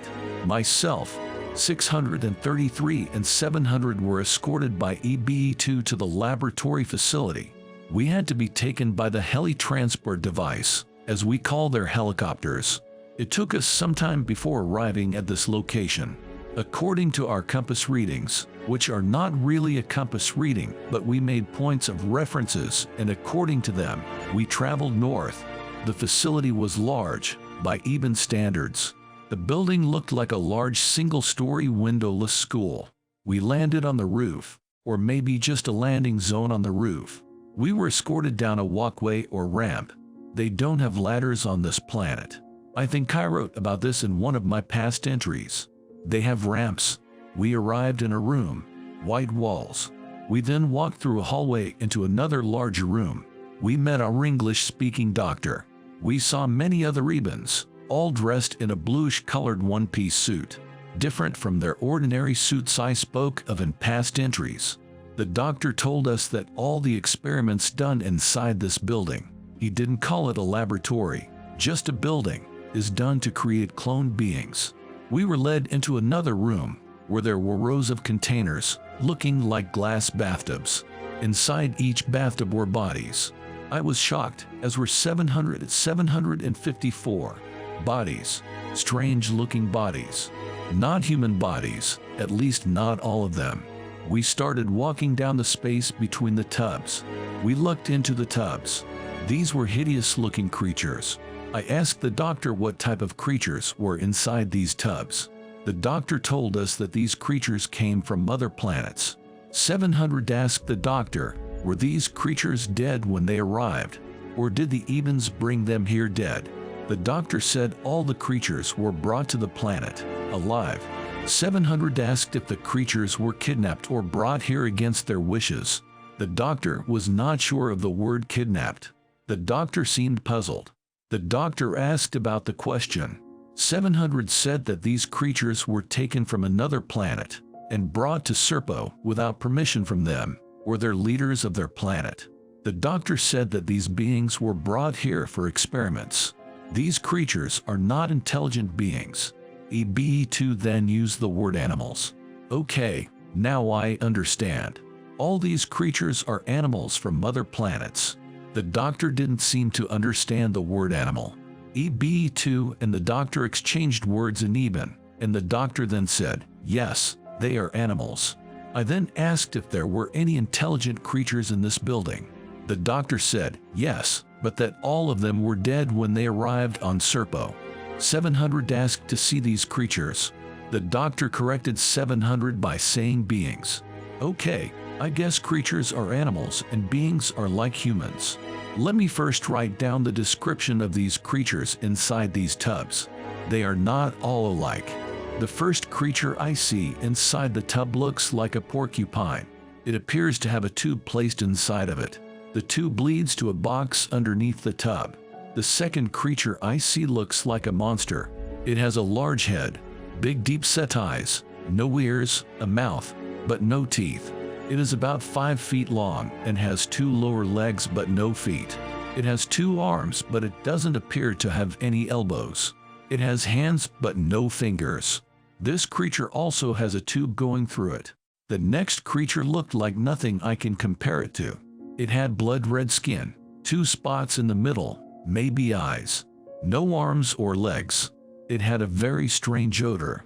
The skin appeared to be blotchy with scales. Maybe like a fish. Maybe it is a fish. The next creature was human-like, but the skin was white, not skin white, the color white. The skin was wrinkled. The head was large, with 2 eyes, 2 ears and a mouth. The neck was very small. The head almost looked as if it sat on the lower torso. The chest was thin, with large bone-like protrusions. The arms were curled, with hands but no thumbs. The legs were also curled with feet but only 3 toes. I couldn't look at any more creatures. We walked down another hallway, through a room, down a ramp, into another room. We came into a room that looked like a hospital room. There were many beds, or at least some type of bed, even style bed. I described them before. In each bed was a living being, as the doctor called it. The doctor told us that each being was alive and well cared for. 700 asked the doctor if these beings were ill or sick. EBE2 had to translate that, but the doctor said, no, they are being lived. The 3 of us seemed really stunned by that word lived. I asked EBE2 what the doctor meant. EBE2 exchanged words with the doctor.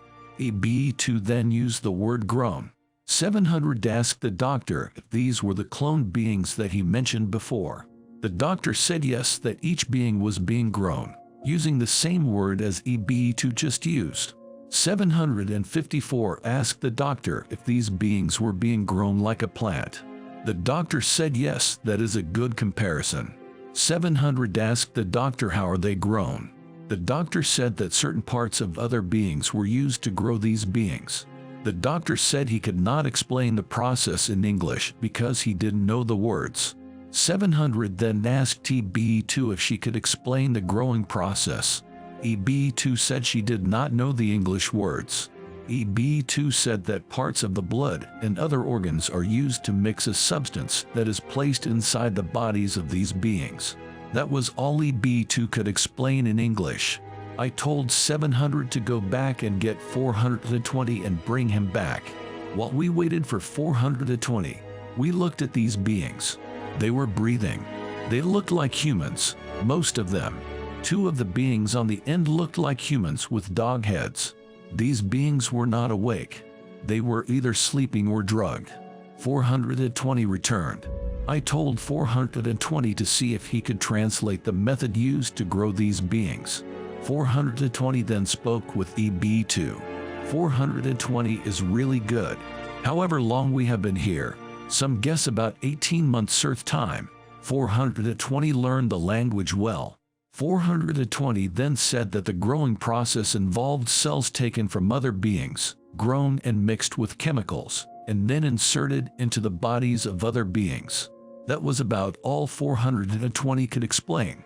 420 did not know the words EB to use, but the word cells were used.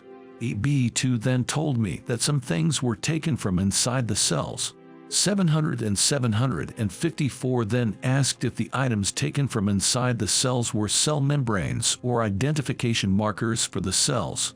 EB2 translated that to the doctor. Both seemed confused and said they could not explain the process because they did not know the English words for it. 700 used the word advanced biological extraction of the cell membranes, but neither EB2 nor the doctor knew anything about that process. I asked 754 if he might understand what they were doing. 754 said that human cells contain smaller substances that can identify the structure with the membranes of the cell. This isn't something that Earth technology has advanced, but 754 has read about it prior to leaving. But 754 doesn't think that Earth technology can be used to grow living cells into what the Ebens have done. The Ebens must have found a way to grow cells and to make them into living beings. 700 and 754 said nothing like this is known on Earth. I then asked the doctor if 308's body was used to create being. The doctor said yes and showed us the being. I was shocked, as was 700 and 754. This being, with our teammates' blood and cells, looked like a large Eben. But the hands and legs were similar to humans. How could they have grown this being so quickly? Obviously, this is well above our intelligence. I saw all I wanted to see. I told the doctor that we would like to leave. EB2 saw that I was upset and touched my hand. Instantly, I felt concern. EB2 was really concerned about what I saw. EB2 said we leave. We traveled outside this building. A building that I did not wish to see again. I saw the dark side of this civilization. The Ebens are not the humane civilization we thought they were. But I must say they didn't hide anything. The doctor spoke straight to us. Just like the Ebens. They don't know how to lie. Seeing what we saw will change our impression of the Ebens as long as we stay on this planet. In this chapter, the Ebens and our team tried to exchange scientific knowledge. It was much harder than you could imagine. This presentation is of the information posted on the website, serpo.org, from a retired senior government official. The website was intended to facilitate the gradual release of confidential documents pertaining to a top-secret exchange program of 12 U.S. military personnel to Serpo, a planet of Zeta Reticuli, between the years 1965 to 1978. It was difficult to speak science to the Ebens. How do we explain Einstein? How do they explain their Einstein? We had a difficult time relating our science to them. However, they seemed to understand our physics and chemistry quicker than we could learn theirs. we managed to observe some strange things about their technology. First, we took apart one of their locators they had placed on our belts. It wasn't easy. There were no screws or bolts holding it together. We had to break the thing. The electronics inside was like nothing we have ever seen before. There were no transistors, tubes, rectifiers, coils, or other electronic components, like our technology. This thing had just wires, and some bulges in the wires at certain points. There was two components, which none of us had ever seen before. We could not use our frequency counter to determine the frequency it transmitted and received. It was out of our range. 633 and 661 used some other equipment to analyze the thing, but they couldn't understand it. We asked the EBN scientist, who we called EB4. The problem was the translation. EB2 had to translate, because EB4 didn't speak English. A lot is lost in translation, even though EB2 does a pretty good job with English. We showed EB4 one of our portable radios. The Motorola FM radio was pretty complex to us. It was new and contained 4 channels. 661 took apart the radio in front of EB4, explained the parts in the different crystals we use for frequency. EB4 couldn't understand it. He seemed as lost with our radio as we did with theirs. EB2 told us that EB4 couldn't understand the radio or how it worked. So that was our dilemma. How do we exchange science knowledge? Each of our civilizations must learn from the other. So, we decided to begin a school. Our first days were pretty tough. We started with simple things, which we thought would be similar to what they would know. We chose light. 661, who did some teaching before, started with wavelengths. 661 started with non-visible light and the different angstroms. Then 661 showed them the spectrum of light. 661 showed them cosmic rays and how we measured them. Then he went to gamma rays, X-rays, and ultraviolet light. 661 explained that light was what we called electromagnetic waves. Over a period of even days, 661 explained everything he knew about light, frequencies, and a description of the frequency bands. During this time, several other EBNs came in and listened. EB2 was extremely tasked with translating this. EB2 had a difficult time explaining everything 661 said because she didn't know the EBN words for everything. But she did an outstanding job of describing what 661 was saying. I don't think EB4 got everything 661 said, but it didn't take long for EB4 to realize what 661 was describing. 661 then showed EB4 a repair manual for one of our test equipment. Since everything, or almost everything we brought was military, it was a military manual. The manual contained schematics of the circuits. EB4 was completely lost, but eventually figured out what 661 was showing him was the inside of the test equipment.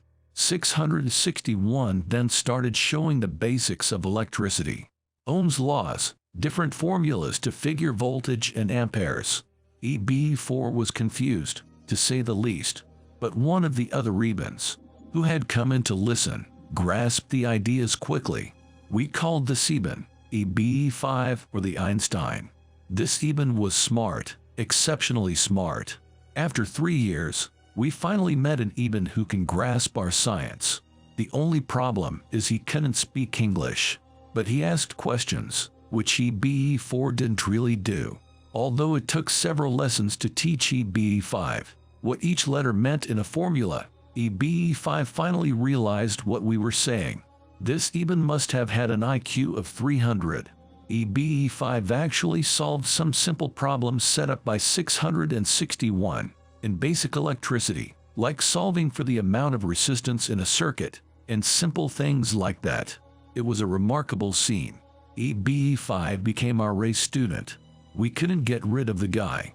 He followed us around and asked questions through EB2. When EB2 wasn't available, he would simply point and shrug his shoulders. We'd speak to him in English, or have 420 or 475 translate to him. But only 420 could understand most of what EBE5 was saying. This came to another interesting point. EBE5 looked a little different than the rest of the Ebens. During the last several years, we have noticed some of the Ebens, especially the ones who live up north, look different. Their heads seemed to be bigger. They had a more weathered-looking face. EBE5 is from the north. He lives in the second village to our north. The distance is approximately 5 kilometers. I drew the map in entry 4,432, showing all the villages in the north. I'm sure they have more villages farther away, but we haven't visited them yet. EBE5 also does not have a mate. This is strange but not totally uncommon. We have found several Ebens without mates. We haven't delved into the personal life of EBE5, but 518 wants to. I explained in one entry about the Eben technology when it comes to screws, bolts, etc. They don't have any. Everything they make is sealed with some sort of solder or melting method. When we visited their manufacturing plant, we were amazed at how efficient they were with manufacturing furniture, their helicopters, or flying devices. We still haven't seen their main spacecraft manufacturing plant. It must be in the far west and south. I'm sure we will visit the place someday. We still have 7 years, or at least 7 Earth years left. As I mentioned before, we have totally lost track of Earth time. We gave that up many of our years ago. We have gauged our time on Eben time, which is extremely complex, as I mentioned before. We had a feast today. What a feast! We used our last sea rations, but the Ebens didn't really care for our food. We did kill a beast. As I mentioned before, the Ebens allowed us to kill the beasts for meat. The meat isn't really bad. 899 says it tastes like bear, which I never ate. But Ebens look at us very strange when we eat meat. Strange, they can clone creatures and other species of humans, but they can't eat meat. How strange they are. But they allow us to do just about anything we want, and eating meat is something we need for the protein. We use the last of our salt and pepper, which does make eating their food more of a challenge. The Ebens don't have anything similar to salt and pepper. They do have an herb, as we call it, something like oregano, which they use. It has a tart taste, but we have developed a taste for it. The feast was great. We participated in the dances, which the Ebens really like. They get great pleasure dancing and playing their strange games. I described the games before, but at this feast, we saw something different. The game was played like chess, but with Ebens standing on a large square area of the compound. The squares were divided into 24 sets. Each set had another 2 spots. Just how or why the Ebens moved was a mystery to us. One of the Ebens would say a word, and then another Eben would move. It appeared that it was a team game. 6 Ebens on each side. We couldn't figure it out, but at the end, the Ebens danced with each other, signifying a victory, we think. It was a fun day. My team played softball with some hard-nosed Ebens who have learned the game well for the most part. They still haven't figured out they have to catch the ball before it hits the ground, but they had fun. We have found some extremely gifted athletics among the Ebens. Then again, we found some who had no athletic ability, just like humans. Our softball game ended when the rains came. We ended up inside the community building. We finished our meals and separated to our living area. As we do each day, we have our end-of-day briefing. We check each other for psychological condition and medical health. Our day ends, and we start our 8 hours of rest. Ebens have a different period of time, as I mentioned before. They rest about 4 hours for every 10 hours working time, but we must consider their hour is longer and that their days are longer. So we stopped using our time and used the Eben time. It is difficult to understand, but this is only a diary. Once I return to Earth, I can explain the time difference and how we had to use their time instead of ours. I keep writing about the time in every diary entry, but it is important to note that even though we have been here for about 3 years, Earth time, We have given up Earth time and utilized the even time. We tried to use their 2 suns as a counting system, but that didn't work. We then tried to use our own watches, but that didn't work. So we gave up our timepieces and just used the Evans Time Tower. Each village has one, and it is easy to understand the symbols. Each symbol means a certain time and certain work period. EB2 came by after the feast. EB2 was concerned with 754. As I mentioned in one past entry, 754 became sick, but he has recovered. We don't know what he suffered from, but 700 treated him with penicillin, which worked. We all have had some sort of sickness since we've been here, except 899. That guy is a solid rock. He hasn't been sick, not even a cold. 706 and 754 are keeping detailed records of each team member and their medical and physical condition. We have tried to keep a steady physical fitness program since we arrived. Sometimes we follow it and sometimes we don't, but everyone is in pretty good shape, at least physically. Mentally, that might be another story. Some team members miss Earth, as I do, but no team member has broken down or has needed some type of psychological help from 700 or 754. Our screening process was great. Keeping busy is our medicine. We keep extremely busy, exploring and doing our mission goals. At one of our team meetings recently, 203 and myself decided to give up the military greetings, saluting that each member did the first time they saw us. I decided we maintain our military bearing and manners, but we will give up the saluting. Each team member agreed. I have no problem with that. The Ebens just stared at us when we did that. But they also have their own greetings. Ebens exchange different greetings, depending on the time of day. They hugged at certain times, touched fingers on other times, and bowed at other times. We still haven't figured out why they do that. EB2 just explained it was a formal greeting method. Ebens live a very strict life. They keep a regimented lifestyle. We have seen some variances, but only a few. The military keeps everyone in line. The military acts as a police force, as I mentioned before. They do not carry any weapons, but they do have different uniforms and every Eben respects that uniform. The military are patrolling all the time.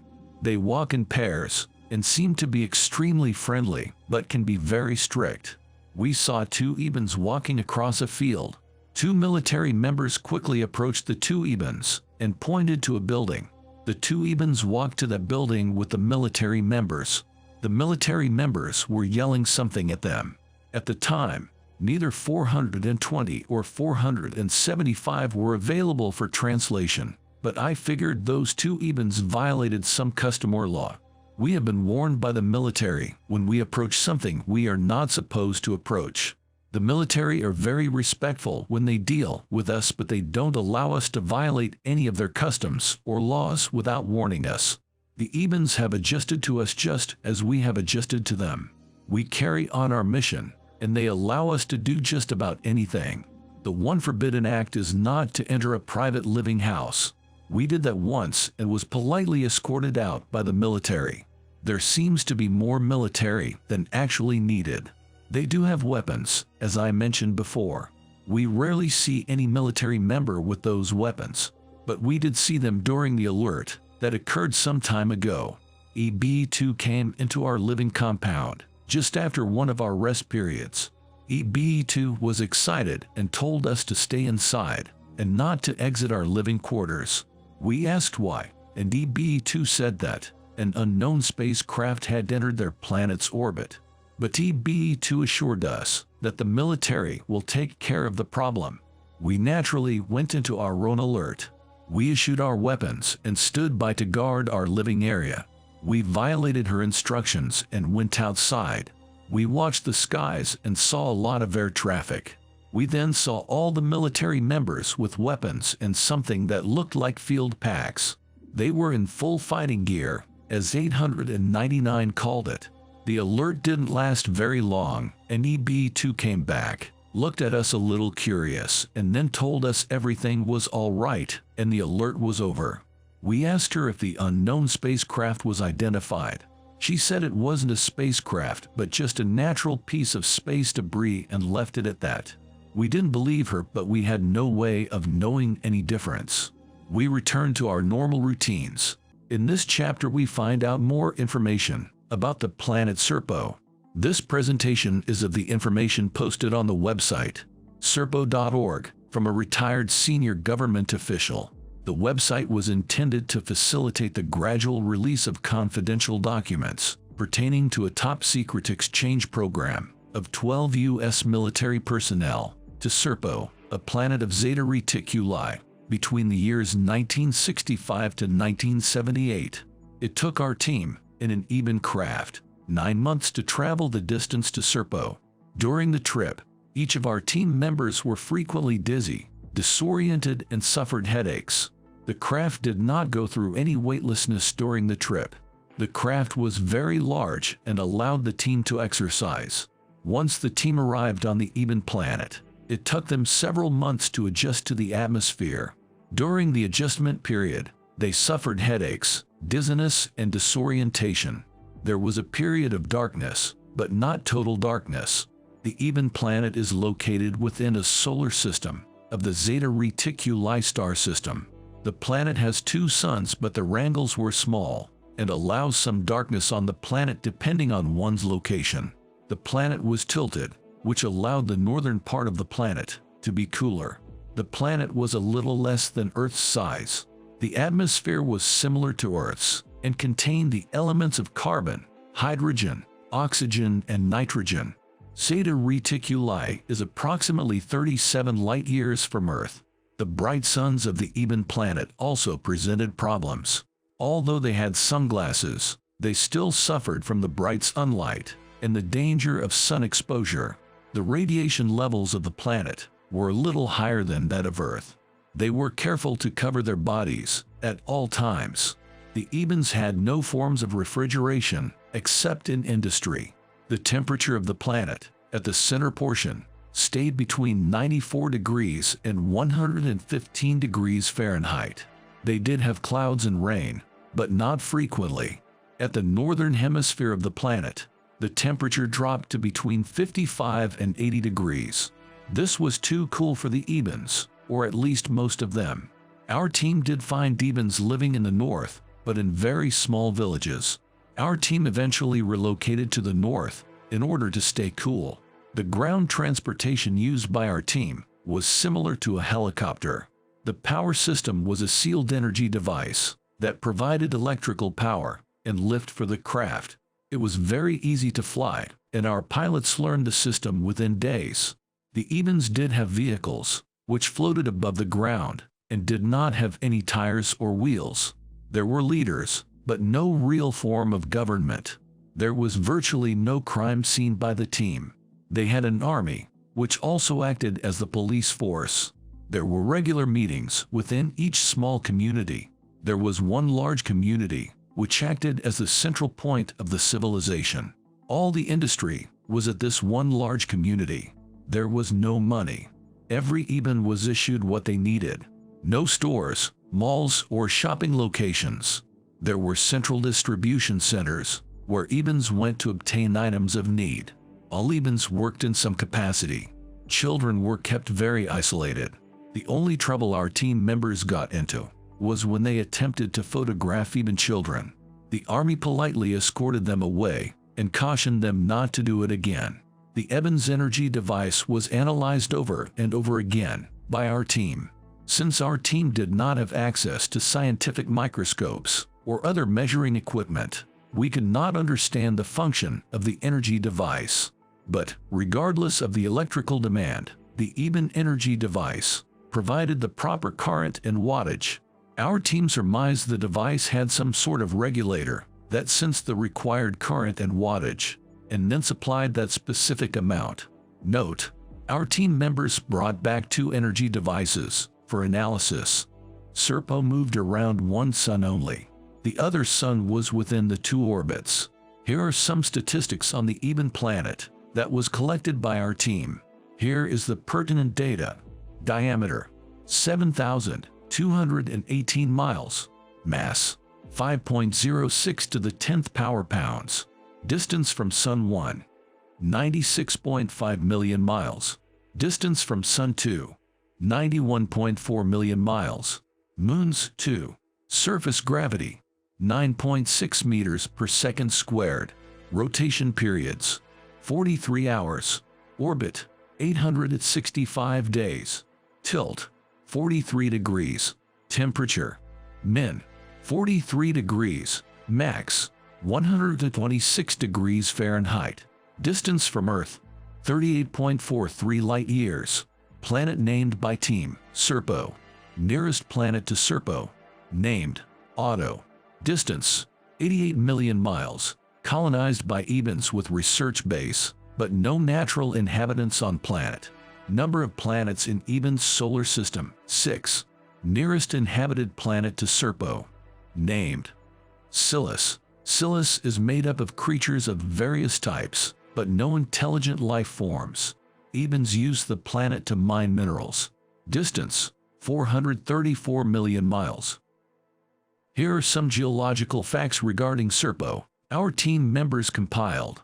The planet's diameter was measured at about 7,218 miles.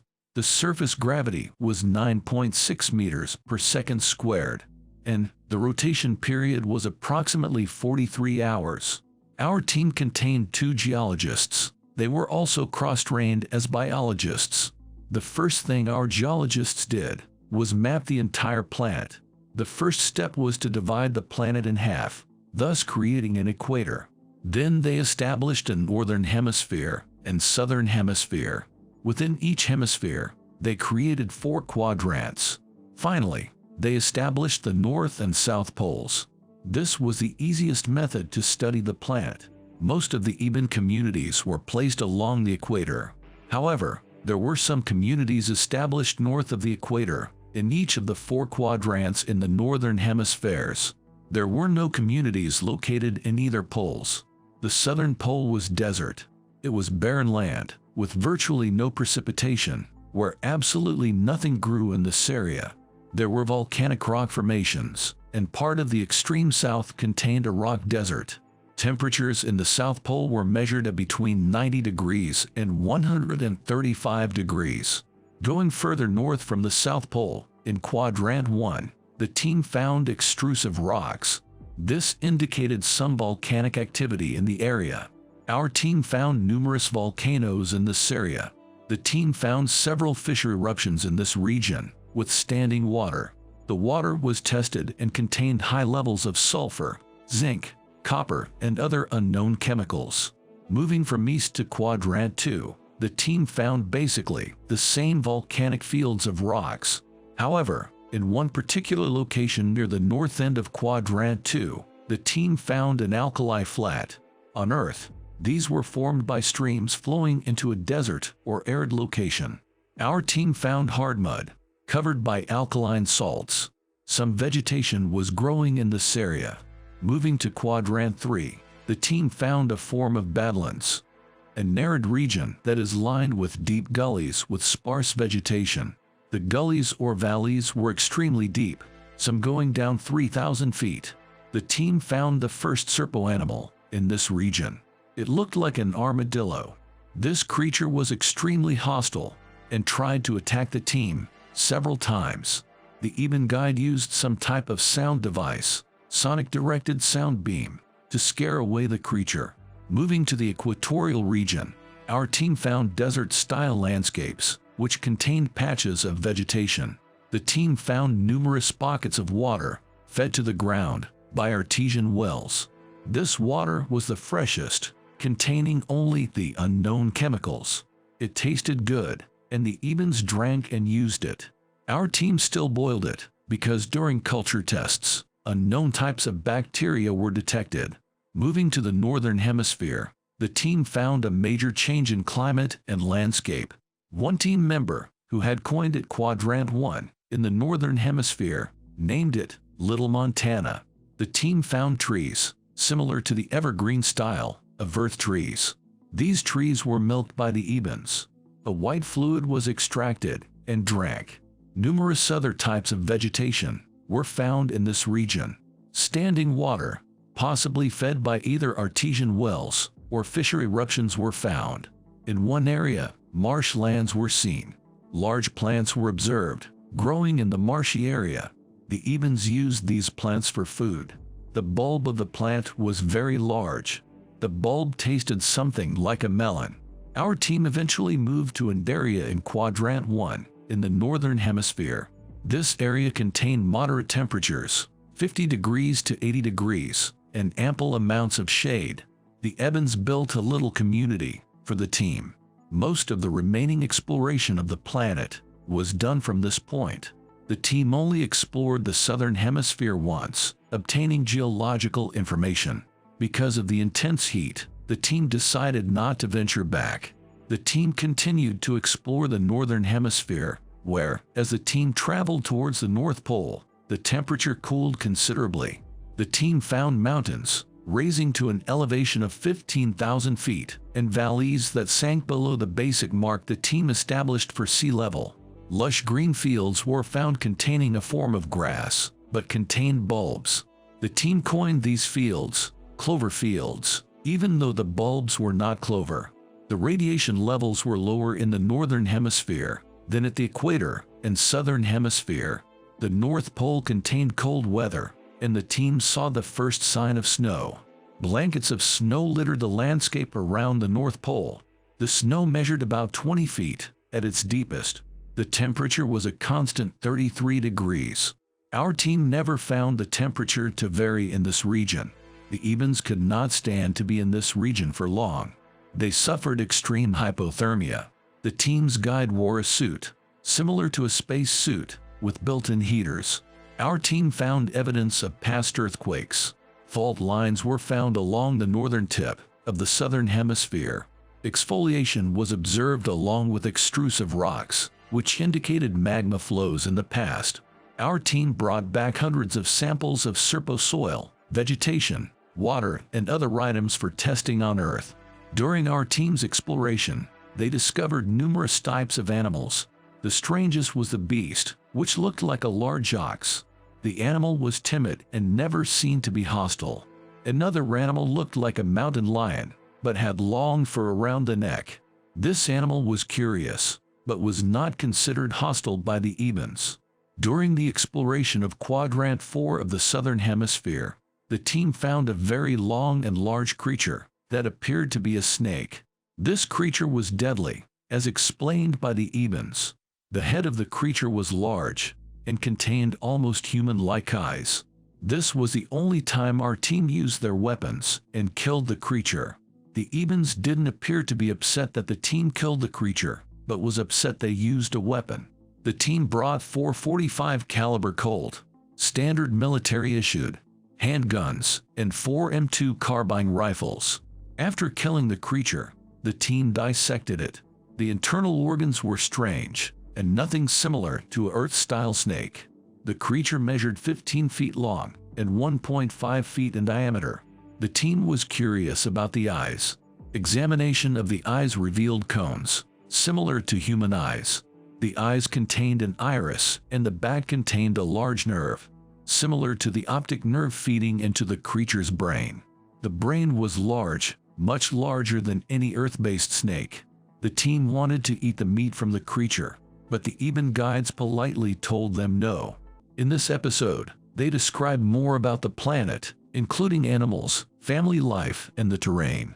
This presentation is of the information posted on the website, serpo.org, from a retired senior government official. The website was intended to facilitate the gradual release of confidential documents pertaining to a top-secret exchange program of 12 U.S. military personnel to Serpo, a planet of Zeta Reticuli, between the years 1965 to 1978. The bodies of water on Serpo did not contain fish, as we know. Some bodies, near the equator, did contain strange-looking creatures, similar to eels, small and about 8 to 10 long, and was probably a cousin of the land-based snake. There was something like a jungle near the marshlands, but not the jingles that we're familiar with. There was a lengthy discussion about weapons. In the end, the Ebens didn't really care. So we decided to take some, just in case. Not for a fight, God knows, as our team was vastly outnumbered, but for the safety aspects of it. Remember, the team was all military members, so weapons made them feel safer. As a side note, they only took 50 rounds of ammunition per handgun, and 100 rounds of ammunition per rifle. Here is some information about the animals on Serpo. 1. The armadillo-like creature was not aggressive, it just scared the team members. The Eben guide directed some type of sound, very high-pitch, at the armadillo creature, and that scared it away. These creatures were seen at several locations around the planet. Some were larger than others, but they were not aggressive. 2. Only the snake-like creatures were aggressive, which forced the team to kill one. The snake-like creatures were located in just one area, and the team never saw another one. 3. As for birds, there were two types of flying creatures. One resembled a hawk, and the other looked like a large flying squirrel. Neither were aggressive, and the team could never catch one for examination. 4. As for insects, they had small bugs, similar to cockroaches, but smaller. They were harmless, but did get into the team's equipment. They had a hardened shell, with a soft interior body. The team never observed any flying insects, such as flies, wasps, etc. Several other small bugs were found and identified. 5.2. The Eben civilization. The Eben civilization was estimated to be about 10,000 years old. They evolved on another planet, not on Serpo. The original home planet of the Ebens was threatened with extreme volcanic activity. The Ebens had to relocate to Serpo in order to protect their civilization. This occurred some 5,000 years ago. The Ebens had a great interplanetary war with another race about 3,000 years ago. The Ebens lost many thousands in their war. Eventually, the Ebens completely eliminated all of their enemies. The Ebens have never fought another war since. The Ebens have been space travelers for the past 2,000 years. The Ebens first visited Earth about 2,000 years ago. Why does the Eben population number only about 650,000? The Ebens have a very stable, structured civilization. Each male has a mate. They are allowed to reproduce in somewhat the same sexual way we do, but are limited to only a specific number of children. Our team never saw a family with more than 2 children. The Eben civilization was so structured that they planned the birth of each and every child, spacing them apart to allow the proper social grouping of the civilization. Eben children matured at a super rate compared to Earth children. Our team watched live births, attended to by an Eben doctor, and then watched the development of the child over a period of time. Team members' time. They matured at an alarming rate. The Ebens had scientists, doctors, and technicians. There was one educational facility on the planet. If one was chosen, you attended the facility and learned the job one was best qualified and suited for. Although it was extremely difficult to judge or measure, the team estimated each Eben's IQ to be about 165. The Ebens had no single ruler. There was a council of governors, which the team named. This group controlled every single action on the planet. The members of the council seemed to have been around for a long time. Since Ebens didn't age, or at least our team couldn't detect aging, it was difficult to judge the age of each member. There were about 100 different villages or living locations for the Ebens. The Ebens only used a small portion of their planet. They did mine minerals in remote areas of the planet and had a large industrial plant in the southern portion of the planet near a body of water. Our team determined this plant had some sort of hydroelectrical operation. The Ebens developed a different type of electrical and propulsion system. It was unknown to our team, and I don't think we ever really understood it. They were able to tap into a vacuum and bring back an enormous amount of energy from that vacuum. Our team's living quarters, which consisted of several small buildings, contained electricity powered by a small box. This small box supplied all the power our team needed. Ironically, the electrical equipment our team brought on the trip worked using their power source only. Ebens did die. Our team members saw deaths, some from accidents, and some from natural causes. The Ebens buried the bodies, similar to our method. Our team saw two air accidents, involving their intra-planet flying vehicles. The Ebens worshipped a supreme being. It appeared to be some sort of deity, relating to the universe. They conducted daily services, normally at the end of the first work period. They had a building or church they entered to worship. Our team left Earth in a large Eben spacecraft and flew to Serpo in approximately 9 months, by our measurement of time. Upon our return, they traveled on a new Eben craft. The time, estimated by our team for the return, was 7 months. How did the Ebens advance so quickly? Nothing was written about this. But Earth-based scientists surmised that, since the Eben culture consisted of just one species, their advancement excelled and accelerated more rapidly than a civilization that consisted of different species, different languages, etc. Why are there only 650,000 in the Eben civilization? Again, we never found the answer, except that many hundreds of thousands of Ebens died in the Great War. Earth-based social behavior specialists surmised that the Eben civilization was structured to accommodate their own needs.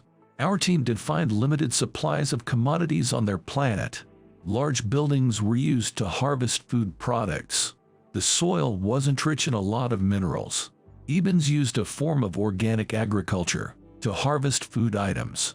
Maybe the Ebens were scared that if they overpopulated the planet, they couldn't provide for their citizens. As to the Eben culture, they had a form of musical entertainment. The music sounded like tonal rhythms. They also listened to a type of chanting. The Ebens were dancers. They celebrated certain work periods with a ritual dance.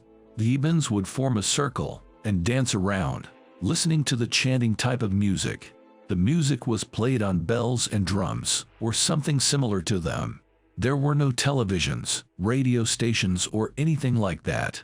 The Ebens played a game, something like soccer, but with a larger ball. The object was to kick the ball down a field, into a goal. The game had very strange rules, and played for long periods of time. They also had another game, mostly played by the children, that consisted of making formations, with groups of Ebens. They seemed to really enjoy the game, but our team found little understanding of the game. Although the Eben civilization had no televisions, radios, etc., each Eben had a small device belted to their waists. This device gave orders to perform a particular task, news of pending events, etc. The device displayed a screen, similar to a television screen but in a 3D style format. Our team brought back one of these devices. I think today, we could compare it to a Palm Pilot. The Ebens fought a battle with an enemy for a period of time. Our team members estimated the war lasted about 100 years, but again, that is our time. The war was fought using particle beam weapons, developed by both civilizations. The Ebens eventually were able to destroy the enemy planet, killing the remaining enemy forces. The Ebens did warn us that several other alien races within our galaxy were hostile. The Ebens stay away from those races. The debriefing document never stated the name of the Eben enemy, probably because they no longer existed. The Ebens live in a very simple society. The individual Eben family contained a male, female, and at least one child. Our team did find some families with as many as 4 children. We later learned those families were caring for children of Ebens, who were either on traveling missions, exploring the universe, or dead Ebens. Our team witnessed an aircraft accident that killed 4 Ebens. The Ebens performed a form of ritual at the crash site. The Ebens transported the bodies to a medical facility and examined the bodies. Our team members were always allowed to accompany the Ebens, except during rest period, when the Ebens closed their doors for privacy. Our team members saw the sorrow in the eyes of the Ebens during the death of their own. Later, after the last work period of the day, the Ebens had a funeral. At least that is what our team concluded it was. The Eben bodies were wrapped in a white cloth. Several types of liquids were poured over the bodies. Large numbers of Ibans would stand in a circle, chanting. The individual Iban family lived a simple life. Their homes were constructed of clay, some type of material, similar to wood, and some metal. The houses all looked the same. They appeared to be something from the southwest, looking like adobe. The interior of the house consisted of 4 rooms. One room was the sleeping room, where all Ibans slept in the same room, on mats, a food preparation room, kitchen, a family room, the largest in the house, and a small waste room. This brought up an interesting point for our team. The Ibans did not have a physiological need to release body wastes, as we did. The Ibans had small collection location in the residence for their body wastes, but the Iban's body was extremely efficient in processing all food taken in. Their body wastes consisted of a small amount of fecal matter, similar to a small cat dropping. Our team members never saw any urine excretion from an Iban. On the other hand, our team members' waste consisted of a bulk quantity of both fecal matter and urine. The Ibans had to dig large waste reception sites for our team members' waste. The Ibans accommodated our team. Food, as I mentioned previously, was a problem for our team members. Our team consumed mostly military-style sea rations, but eventually had to switch to Iban food. The Ibans had a variety of food items. They grew vegetables. Our team found items similar to potatoes, but they tasted different. They had some type of lettuce, turnips, and tomatoes. They were the only items similar to ours. The Ibans had other vegetables grown.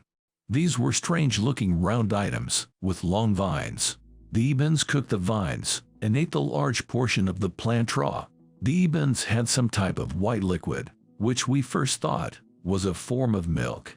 But after tasting it, our team realized it was different, both in taste and content. The liquid came from a small tree, located in the northern portion of the planet. The Ibans literally milked the tree for the liquid. It appeared to be some sort of pleasure to drink the stuff. Our team members never got a real taste for the liquid. The Ibans cooked food. They made pots of stew, which were extremely tasteless to our team. We used a lot of salt and pepper. They also baked a form of bread. It was non-yeast bread and tasted fairly good, but caused extreme constipation to our team members. We had to drink large quantities of water in order to digest the bread. The one common food that Ibans and our team members liked was the fruit. The Ibans ate a great quantity of fruit. The fruit, although different from anything Earth had, was sweet. Some of the fruit tasted something like melons, while others tasted like apples. Another problem was water. The water on Serpo contained a number of unknown chemicals found by our team. Our team eventually had to boil the water before drinking it. Seeing this, the Ibans built a large plant that processed water for our team. In our team's final report, written by the commander, Colonel, the report states that during the exchange period, he was careful not to use exact time periods. The team was able to communicate with the Ibans about 50% of the time. There were some things we were never able to communicate. Our team brought along softball equipment for sporting activity. The Ibans would watch the game and laugh out loud. The Iban laugh sounded like a high-pitched yell. Eventually, the Ibans started playing the game, but never got used to catching the ball before it hit the ground. Our team also played touch football. Again, the Ibans watched the game intensely and then played it themselves. But again, like softball, the Ibans never figured out they had to catch the football before it hit the ground. Although our team members honored the privacy of the Ibans, our team was allowed to witness births. Our team, snooping around, was able to capture the sexual activity of the Ibans. The males and females had similar sexual organs and performed intercourse. The frequency of sexual activity was not recorded as being as often as our society performed. It was believed that they performed the act for pleasure and reproduction. In this episode, we find out about the untimely death of a team member. This presentation is of the information posted on the website, serpo.org, from retired senior government official. The website was intended to facilitate the gradual release of confidential documents pertaining to a top-secret exchange program of 12 U.S. military personnel to Serpo, a planet of Zeta Reticuli, between the years 1965 to 1978. 5.3 Problems. Our scientists could not understand how the orbit of Serpo could revolve around the two suns at the distance measured. In the end, our scientists found that some things relating to that particular system was different in physics compared to our system. There were some questions about how our team measured the orbit and other calculations based on the lack of a stable time base. For some reason, and I don't think this was ever determined, our time instruments did not work on Serpo. Now, considering this, you can understand the difficult job our team members had making calculations without time. They had to come up with an alternate method to measure speeds, orbits, etc. Challenge: try solving a problem in physics without being able to measure time on Earth. So you see, our team did the best they could with the instruments they had and the hardships they developed, attempting scientific calculations. It is difficult for any Earth-based scientist to understand the different physics in other solar systems or on other planets. One question involved Kepler's law of planetary motion. Our team had that information. We had some of the best military scientists on the team, but if you consider Kepler's law, it requires time, and our team could only measure time in the conventional way. It was determined that Kepler's law did not apply to that solar system. So, one of the things our Earth-based scientists learned was not to apply Earth's laws of physics in a universal way. Serpo was estimated to be about 3 billion years old. The two suns were about 5 billion years old, but only by estimation. Although our team spent over a decade, our time, on Serpo and nearby planets, they did not have a laptop computer to enter all the data. They had two recorders who were responsible for writing down the data. Our team acknowledged that a lot of data was lost or not documented. Regarding time, the team members brought several timepieces, examples, wristwatches, non-battery style, as it stated in the debriefing data. The timepieces worked, but they had no reference to time. Since the even days were longer, the dusk and dawn periods were longer, and they had no calendars to reference. They did use the timepieces to calculate movement, for example, timing the movement of the even two suns. They also calculated the time between work and rest periods. But after a while, the team discarded their timepieces and used the Evans measurement of time periods. The team became confused with the calendars they brought. It was a 10-year calendar. After 24 months, the team lost track of time as to the calendar since they could not properly calculate days compared to Earth days. They set up one large clock to the Earth time when they left. However, this was a battery-controlled clock, and when the battery died, the clock stopped, and they forgot to change the battery in time. Consequently, they lost the Earth time. The team brought a large quantity of batteries, but they ran out after about 5 years. The Ebens had no comparable item, like batteries. They also took electric razors, coffee pots, electric heaters, a DIM. No explanation as to what this was, an electric IBM typewriter, a scientific calculator, slide rules, both conventional and scientific, base data collection recorder, 3 different sized telescopes, tangents, both conventional and electrical. The list goes on and on, but they took about everything they were allowed to take as to weight. The Ebens did weigh the equipment taken by our team. The weight limit was 4.5 tons, or 9,000 pounds. As for food, the team took sea rations, military style. They carefully planned for 10 years. Selected team members carried small containers of liquid nitrogen. Ebens were vulnerable to extreme cold. In case the Ebens turned hostile, the liquid nitrogen could be used to neutralize Ebens. During an escape attempt, the team members were instructed to spray the substance directly into the face of an Eben. EB1 was found to be vulnerable to this. As for the liquid nitrogen, it was placed in special containers, just like we do today. The debriefing document doesn't state the type of containers, just that each member had a small container.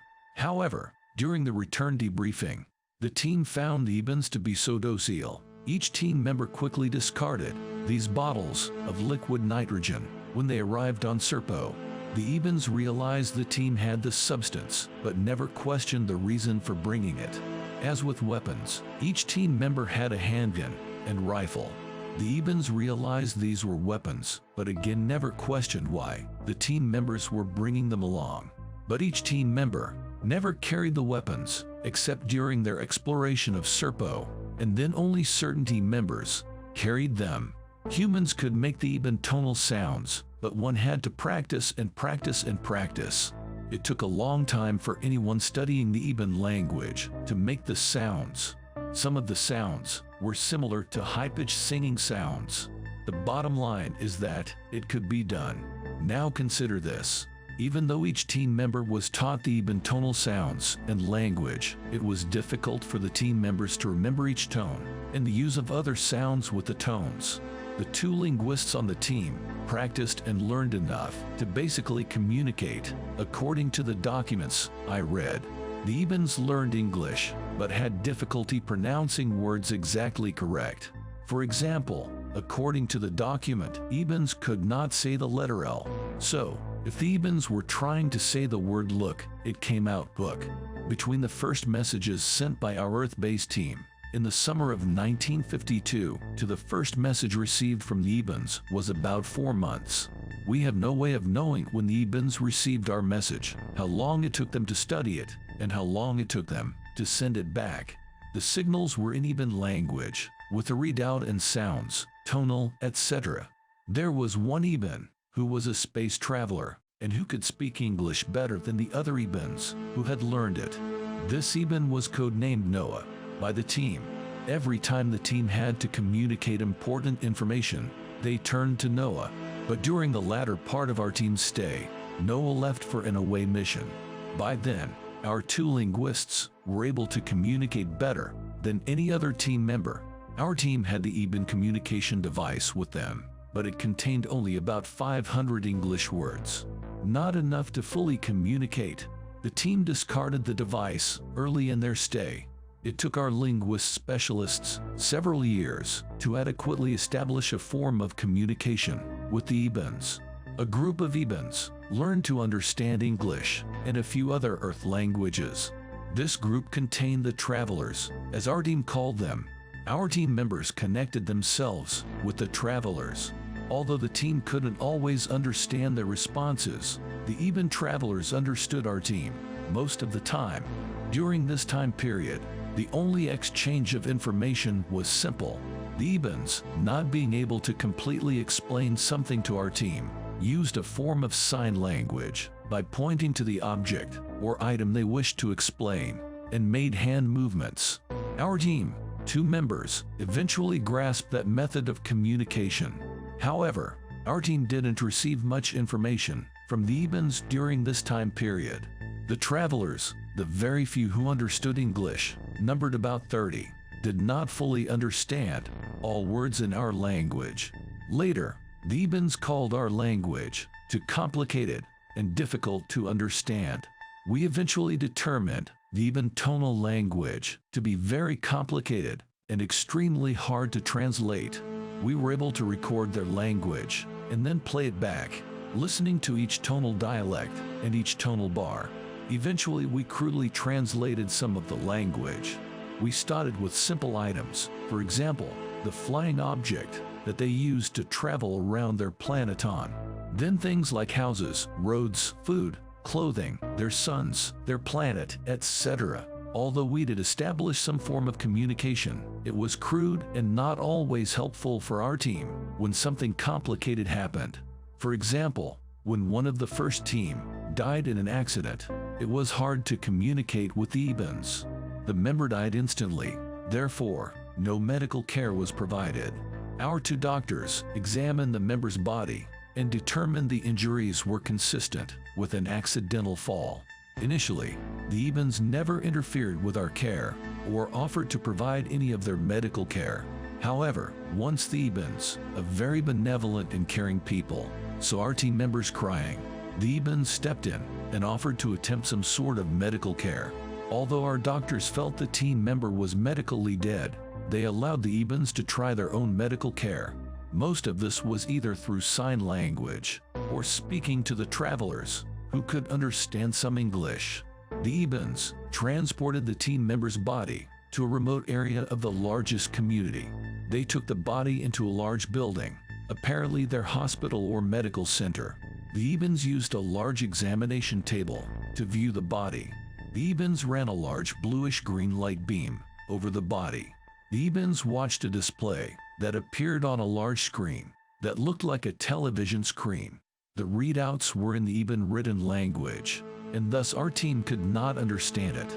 However, there was a graphic display similar to a heartbeat graph. The solid line was not wavering. Our doctors understood that meant the same thing that their equipment measured. The heart was not beating. The Ebens administered some liquid through a needle. This was done several times. Eventually, the heart started beating, but our doctors knew the internal organs of the body were damaged but couldn't fully explain that to the Ebens. The Ebens finally made a sign, placing both their hands to the chest and bowing their heads. Our team members knew that meant the body was dead and nothing could be done. The Ebens showed affection to our team. During the last work period, the Ebens had a ceremony for the dead team member, the same ceremony used when an Eben died. Our team held their own service, attended by the Ebens. The Ebens were extremely curious about our religious service. One team member, who was acting as a minister, performed a death service. Our team was eternally grateful for the Ebens' caring attitude for our dead friend. 5.4 Conclusions. Regarding the reason why some team members remained, the debriefing reported that the team members who remained did so voluntarily. They fell in love with the culture of the Ebens and the planet. They were not ordered to return. Communication with the remaining crew members lasted until about 1988. No other communication was received from those team members. The two who died on the planet Serpo were placed in coffins and buried. Their bodies were returned to Earth.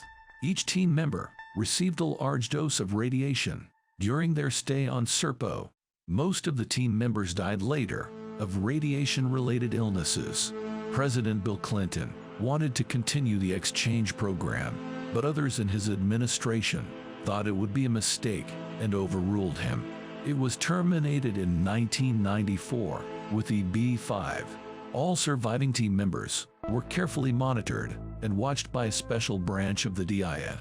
The last surviving team member died in 2002 in the state of Florida. A brief history lesson on some of the United States black-budget UFO projects in the mid to late 1940s. This presentation is of the information posted on the website, serpo.org, from retired senior government official. The website was intended to facilitate the gradual release of documents pertaining to a top-secret exchange program of 12 U.S. military personnel to Serpo, a planet of Zeta Reticuli, between the years 1965 to 1978. Chapter 6. U.S. Alien Research and Projects. As to some history of extraterrestrial research projects, the original project, which started back in 1947, was called Project Gleam. This project contained volumes of documented information collected from the beginning of our investigation of UFOs and identified alien crafts. The project was originally established in the early 50s by first President Truman and then by order of President Eisenhower, under control of the National Security Council. President Truman established a group of people to handle this project. The group was called Majority 12, or MJ-12. In 1966, the project's name was changed to Aquarius. The project was funded by confidential Black World funds, appropriated within the intelligence community's budget. The recovery of these alien spacecraft led the United States on an extensive investigative program to determine whether these aliens posed a direct threat to our national security. Our country openly investigated UFO sightings under Projects Grudge, Sign, and finally Blue Book. The original mission of the Air Force program was to collect and analyze all reported sightings and incidents involving UFOs, and then determine whether the information could be interpreted as having any bearing on the national security of the United States. Some information was evaluated with the idea of using the gained data to advance our own space technology and future space programs. About 90% of the estimated 12,000 reports analyzed by the Air Force under Blue Book were considered hoaxes, explained aerial phenomena, or astronomical objects. The other 10% were considered legitimate alien sightings and/or incidents. However, not all UFO sightings or incidents were reported under the Air Force programs of Grudge, Sign, and Blue Book. In 1953, Project Gleam initiated its own investigative detail, and certain sightings were reported directly under Gleam, rather than one of the other projects. Project Gleam, which became Project Aquarius in 1966, was a parallel reporting system for UFO sightings and incidents. Reports collected under Project Aquarius were considered actual sightings of alien spacecraft or actual contacts with alien life forms. We recovered 2 alien spacecraft from New Mexico. Both were heavily damaged, but we were able to examine them. The 2 craft were considered technological marvels by our scientists. However, the operating instrumentation was so advanced that our scientists could not decipher it. The 2 craft were stored in a special security location in the West. We gained a large volume of technological data from these craft. Several independent scientific investigations, at the request of the Air Force and CIA, were initiated during the era of Project Blue Book. MJ-12 decided that officially the Air Force should end their investigation of UFO sightings. This decision was arrived at during the NPNN meeting in 1966. The reason was twofold. First, the United States had established communications with the aliens. The United States felt relatively sure the aliens' exploration of Earth was non-aggressive and non-hostile. It was also established that the aliens' presence did not directly threaten the security of the United States. Secondly, the public was beginning to believe that UFOs were real. The NSC felt this public feeling could lead to a nationwide panic if we disclosed everything we knew about UFOs and alien visitation. We were involved in one major operation during this time frame that involved our alien visitors. It was felt that public awareness of these projects would have jeopardized the future space program of the United States. Releasing our secrets about UFOs and alien visitation would also cause a panic among religious leaders around the world. Therefore, MJ-12 decided that an independent scientific study of the UFO phenomena would be needed to satisfy the public curiosity. The final official study of the UFO phenomena was accomplished by the University of Colorado under an Air Force contract. The study concluded that sufficient data did not exist that would indicate that UFOs threatened the security of the United States. The final conclusion satisfied the government and allowed the Air Force to officially step out of the UFO investigating business. When the Air Force officially closed Blue Book in December 1969, Project Aquarius continued operation under control of NSC MJ-12. The NSC felt investigation of UFO sightings and incidents had to continue in secrecy without any public knowledge. The reasoning behind the decision was this: if the Air Force continued its investigation of UFOs, eventually some non-cleared and non-briefed Air Force or DoD civilian officials would obtain the facts behind Project Aquarius. Obviously, for operational security reasons, this could not be allowed. In order to continue the investigation of UFO sightings and incidents in secrecy, investigators from MJ-12 were assigned to military investigative units with orders to investigate all legitimate UFO, ISC sightings and incidents. These agents are presently operating at various locations throughout the US and Canada. All reports are filtered either directly or indirectly to MJ-12. These agents are collecting reports of UFO IC sightings and incidents occurring on or sensitive governmental installations. Many reported sightings and incidents have occurred over nuclear weapons bases. The aliens' interest in our nuclear weapons can only be attributed to the future threat of a nuclear war on Earth that could affect space. The Air Force has initiated measures to assure the security of the nuclear weapons from alien theft or destruction. MJ-12 feels confident that the aliens are on an exploration of our solar system for peaceful purposes. However, we do have information, and that is at another level, that more than one alien species are visiting Earth. In 1976, MJ-12 reported it was estimated that the aliens' technology was many thousands of years ahead of ours. Our scientists speculated that until our technology develops to a level equal to the aliens, we cannot understand the large volume of scientific information we have gained from the aliens' craft. This advancement of our technology may take many hundreds of years. During our initial program, to study the alien spaceship, we started many different projects. The first project, originally established in 1949, was to collect and evaluate medical information from the surviving alien creature, EB-1, and the recovered alien bodies. This project medically examined EB-1 and provided our medical researchers with many answers to the evolution theories. The next project, originally established as part of Project Gleam in 1954, became a separate project in 1966. Its mission was to establish communication with aliens. This project met with positive success and will be discussed later under a different level. Two other projects involve the test flying of an alien ship and the cross-technology between our space program and the information we obtained from EB-1. Presidents Nixon, Ford, and Reagan were briefed about the extraterrestrial presence. President Carter was never given the entire briefing. There is no explanation as to why he wasn't given the briefing. All of the information is safely tucked away at secure location, including the flying craft that we have.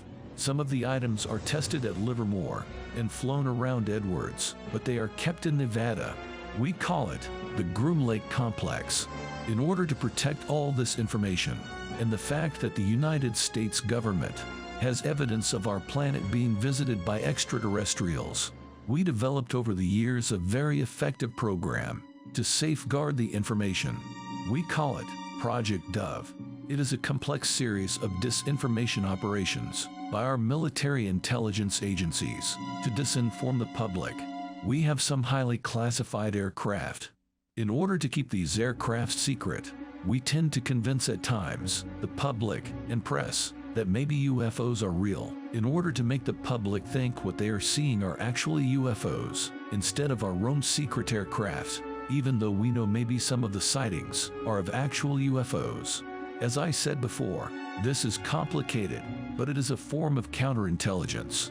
We give the public some actual facts and let them run with it. The rest is taken care of by them. If you consider the first person who helped us with this disinformation program, Mr. George Adamski, back in the early 50s, and up to all of the movie productions of UFO-related movies. This helps the public to keep their minds open, but also allows us to keep our secret aircraft away from the public's knowledge. That includes some of the craft that were lent to us by the EBINs. There was some form of cooperation between our government and the motion picture industry. The first cooperative venture was the movie, The Day the Earth Stood Still. That was a cooperative venture with the United States Air Force and the movie industry. We provided the basic subject matter for the movie, Close Encounters. The movie was similar to the real event, at least the last part of the movie. In 1949, President Truman created two secret commissions. These commissions were to meet privately without recording any contents. The commissions were code-named Adam and Eve. The first commission, Adam, was to study the idea of releasing some information to the public regarding our actual knowledge of UFOs and the two crash incidents.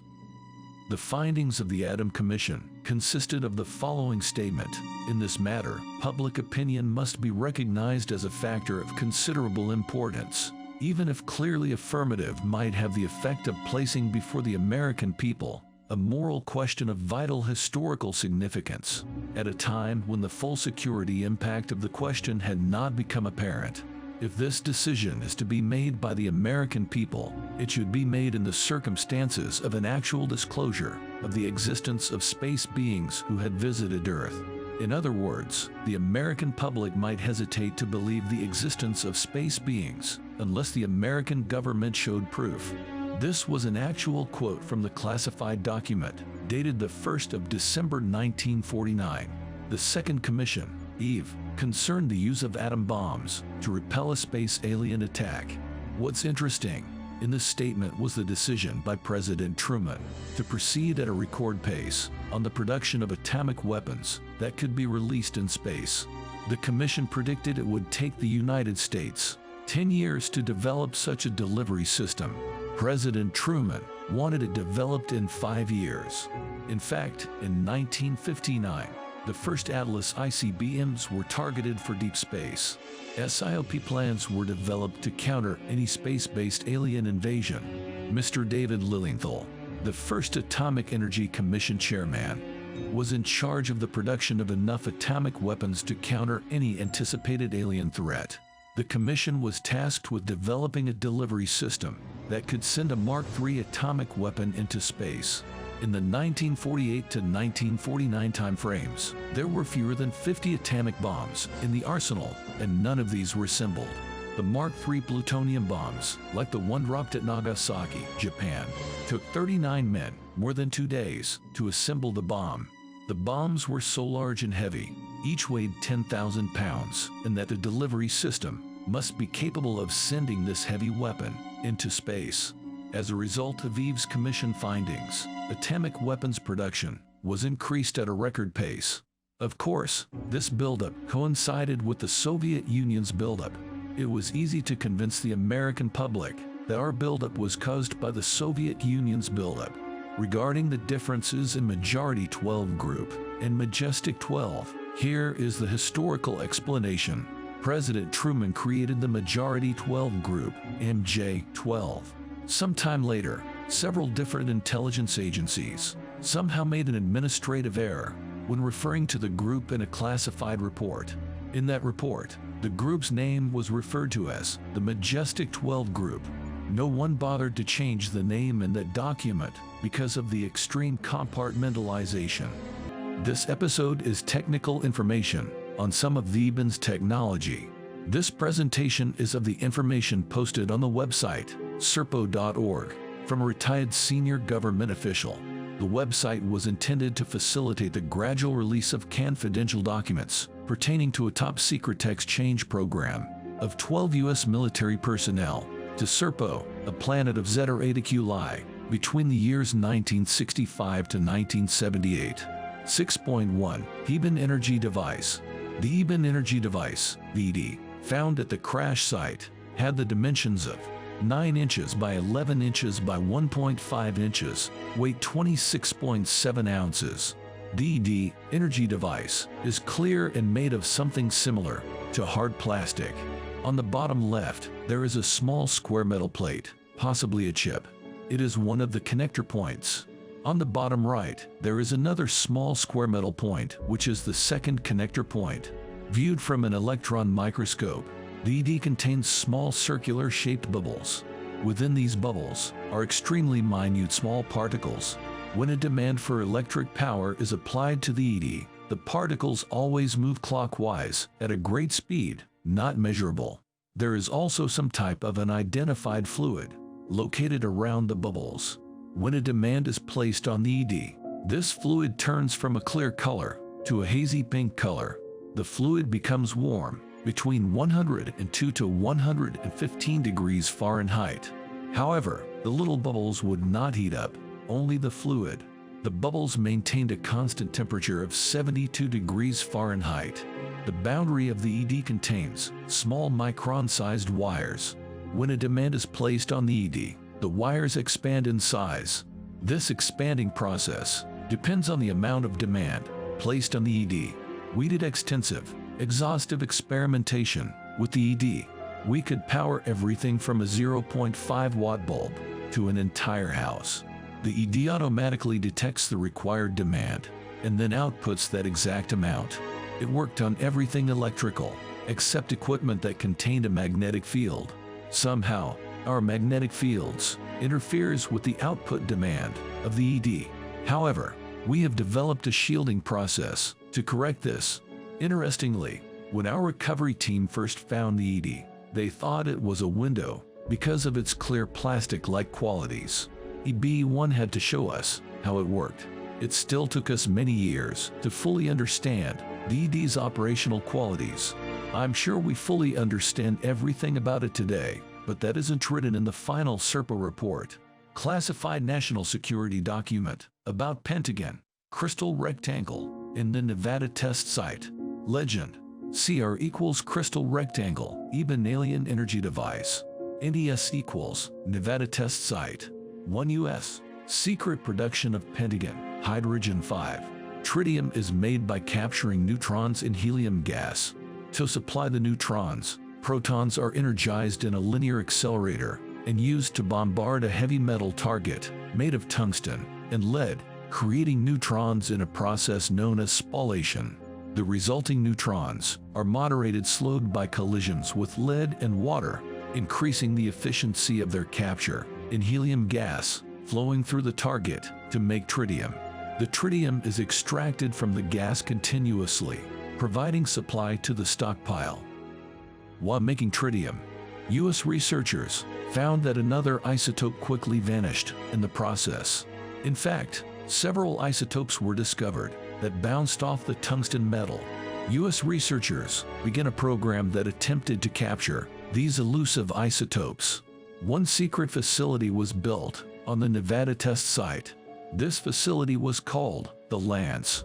The cover for this facility was that it contained an experimental chemical production accelerator.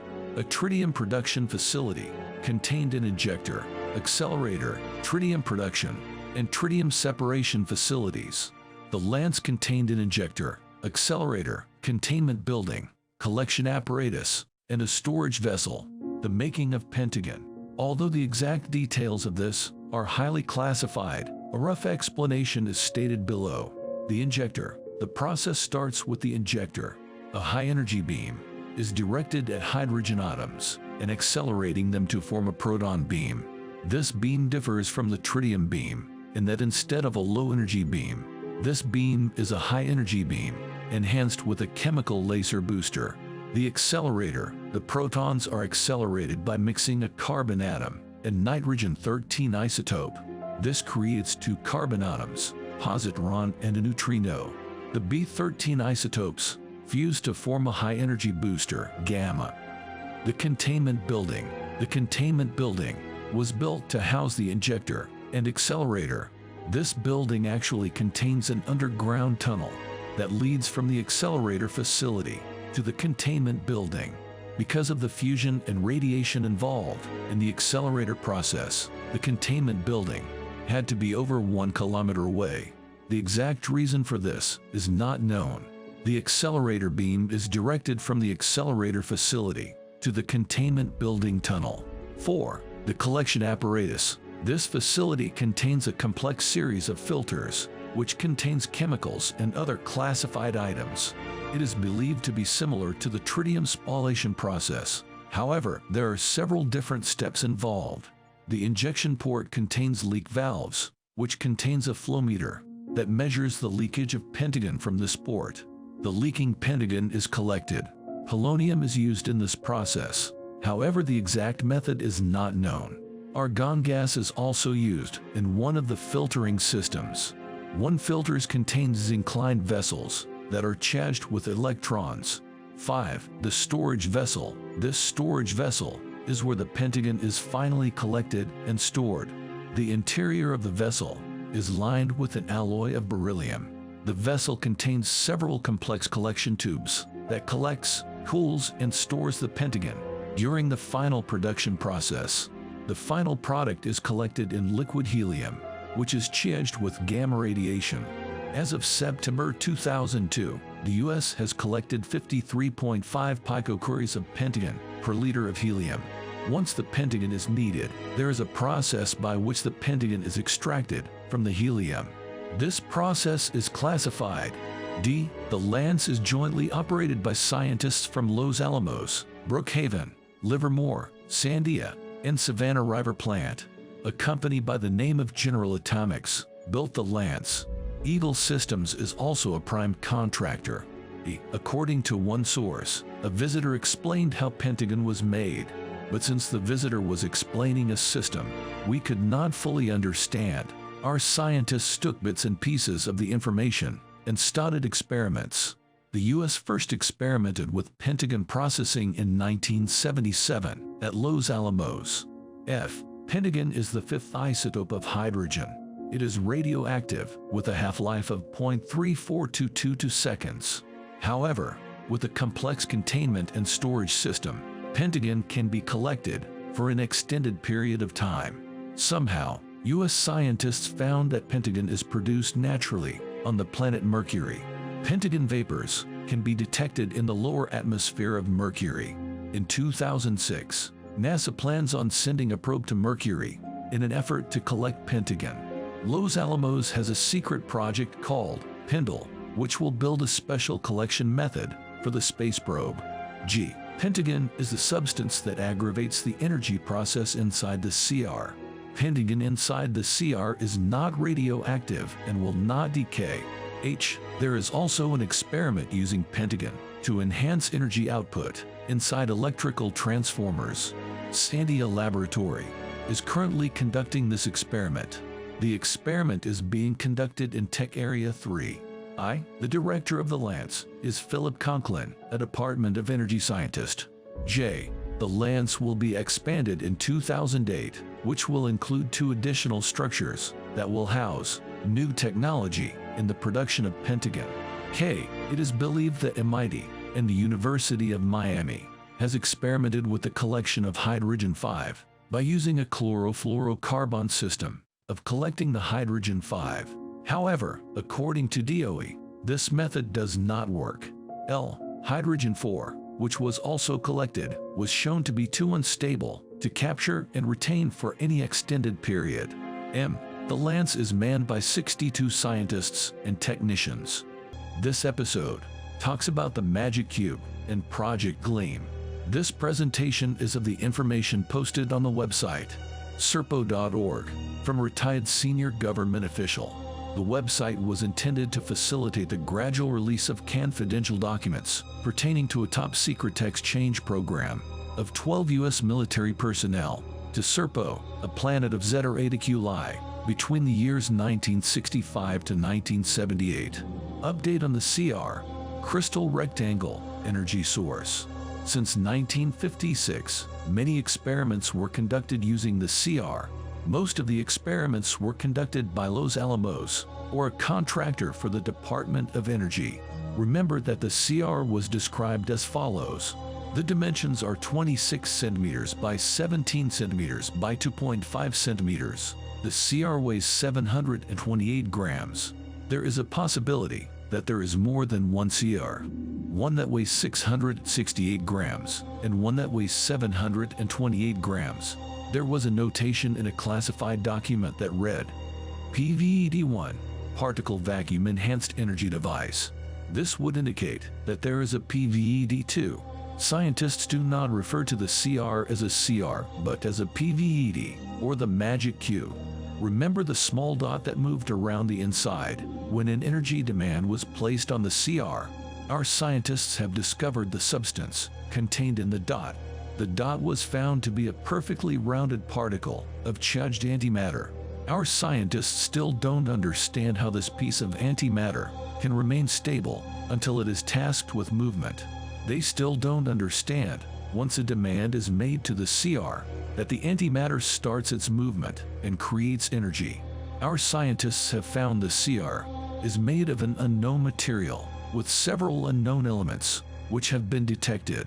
One of the materials is similar to carbon, but not exactly like carbon as we know it.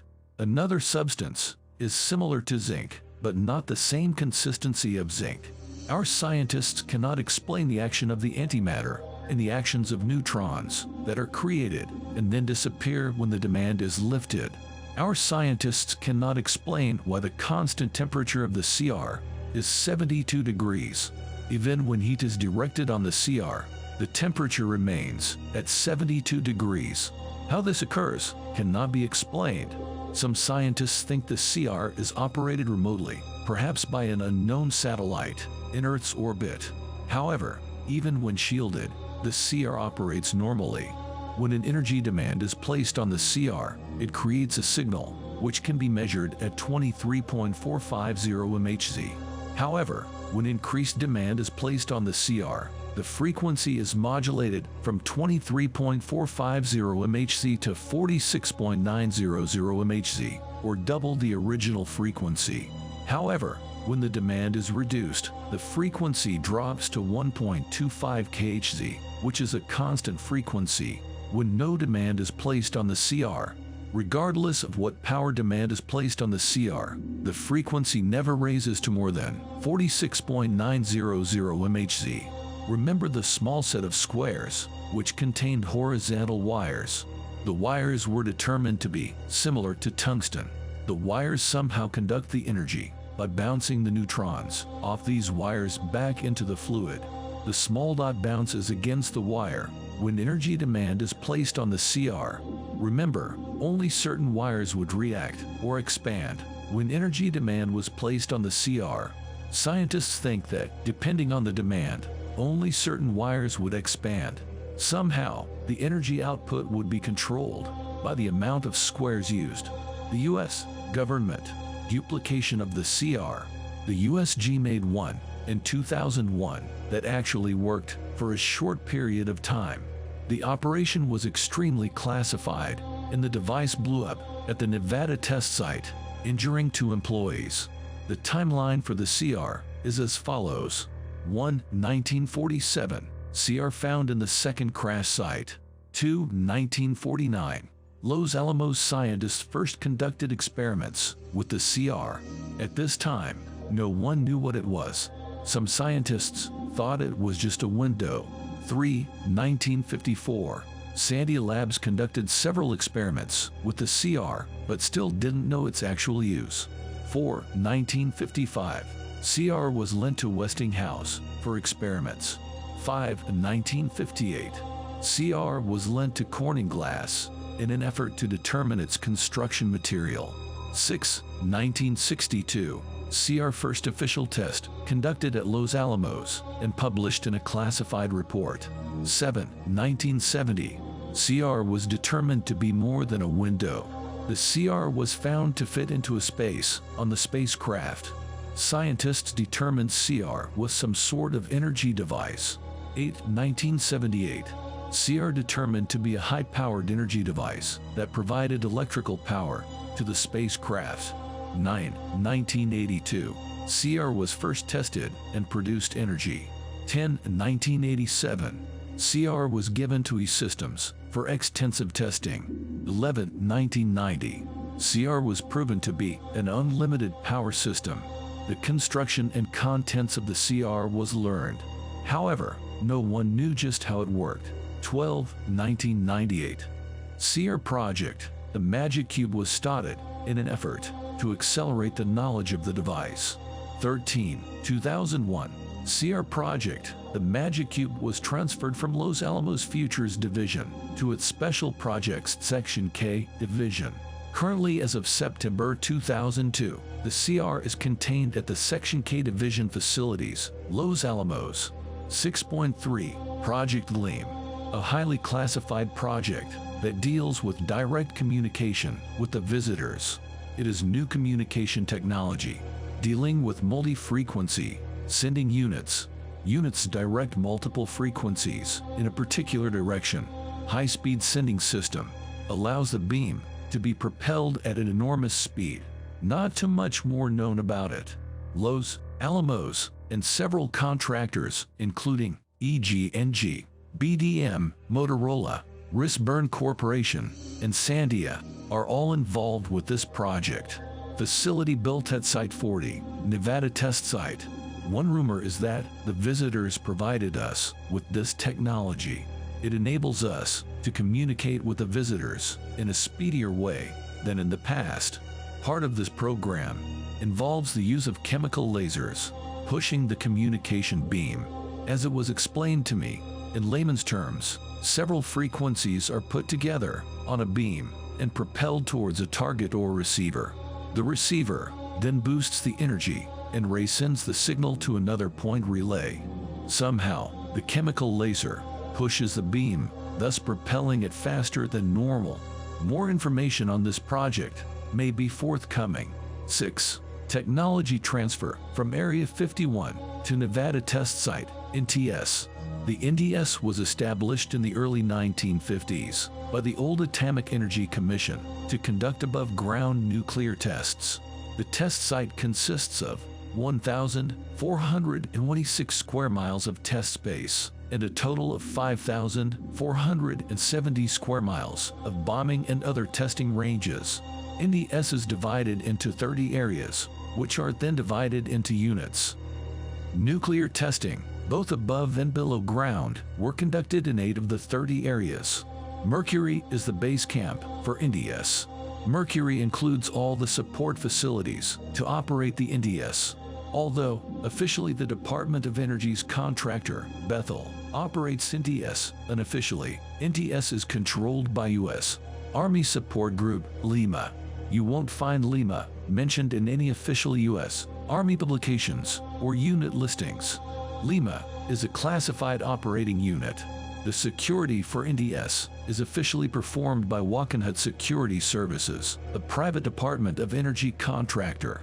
However, of the 185 Walkenhut security officers, 57 are actually commissioned federal agents by the Department of Justice. An additional 80 U.S. military policemen perform classified security protection on NTS. An additional 44 USOF security police guard the Special Storage Facility, SST, located in Area 6, Unit 23A. The SSF stores special stockpile weapons, nuclear weapons. The existence of this SST is classified, since the U.S. government won't acknowledge it stores any more weapons than officially published under the test ban treaties. The SST has approximately 300 nuclear weapons. Next to this SST is another highly classified storage facility, known as Site K. No one actually knows what is stored in Site K, but some believe it contains visitors' gifts to the U.S. Officially, NTS advertises several facilities located on its property. One is the Device Assembly Facility in Area 6, Unit 2A. According to an official publication, this facility assembles nuclear weapons prior to underground testing. Unofficially, this facility conducts experiments on visitor gifts. Another facility contained on NTS, and officially named the Big Explosive Experimental Facility, conducts simulations of explosions. Unofficially, this facility houses the underground entrance to Site U, which contains classified underground testing facilities built in 1987. Sources report Site U is used to assemble visitors' propulsion systems. Although Bethel operates the NTS, several other contractors have buildings and conduct experiments on NTS. Amador Valley Operations, Los Alamos, Lawrence Livermore, EG&G, Special Technical Laboratories, the U of California, Special Physics Operational Laboratories, Sandia National Laboratories, BDM Corporation, Motorola, Kylewood Corporation, General Motors Remote Research Facility, DRAC, CIA, NSA, USN, U.S. Army Special Forces Training Center, USOF Scientific Evaluation Center, Defense Communication Agency, Remote Operations Facilities, U.S. National Reconnaissance Office, Advanced Physics Laboratories, MIT, Kin Corporation, and General Dynamics. Here are some UFO historical milestones. This episode is very technical and not very exciting. This presentation is of the information posted on the website, serpo.org, from a retired senior government official. The website was intended to facilitate the gradual release of confidential documents pertaining to a top-secret exchange program of 12 U.S. military personnel to Serpo, a planet of Zeta Reticuli, between the years 1965 to 1978. 6.4. UFO historical milestones. Some important dates obtained by my sources that pertain to UFOs and historical milestones. 1. 1957. First attempt to test the Roswell capture craft's propulsion system. Test was conducted in Area 8, Unit 3C. 2. 1961. First attempt to fly repaired Roswell craft in Area 29, Unit 1B. 3. 1962. Radiation tests conducted on Roswell craft by Los Alamos in Area 18, Unit 3Z. 4. 1964. Explosion caused by experimental propulsion system placed in Roswell craft Area 7, Unit 19S. 5. 1968. First successful flight of Roswell craft with U.S. propulsion system, Old Nuclear Propulsion System, Area 29, Unit 1B. 6. 1970. The explosion caused by the visitor's propulsion system, Area 25, Unit 8B. 7. 1970. EB-2 set up home in Area 15, Unit 11. 8. 1987. Construction began on a new underground testing facility in Area 6, Area 12, and Area 26. 9. 1991. Construction began on additional testing facilities in Area 23, Mercury, Area 14, Area 20, and Area 19. All support facilities used for Alien Research Facility, ARF, and Defense Advanced Research Agency, DARA. 10. 1994. The first movement of Alien Research Facility, ARF, from Groom Lake to Area 11. 11. 1996. President Clinton visited ARF. 12. 1998. The movement of all ARF complete to NES. 13. 2001. The testing of the new visitor's propulsion system begins. 14. 2002. Testing of Project Gleam, Project Delta, Project Adam, Project CRISPA, and Project Orion. 15. 2004. The final movement of Groom Lake facilities to NTS is complete. 16. 2006. The final movement of Papoose Lake facilities to NTS is complete. 17. 2008. New construction of the visitor's landing platform to be completed at Area 13 with extra time allotted. This is all for the next alien visitation to the U.S., now scheduled for November 2009 at the Nevada test site. 6.5. Technology developed at NDS. Technology being developed at NDS. 1. Project Delta, a highly classified project to develop methods to extract specific material from the alien spacecraft. This project is attempting to take materials from known alien artifacts and determine the exact composition of these materials.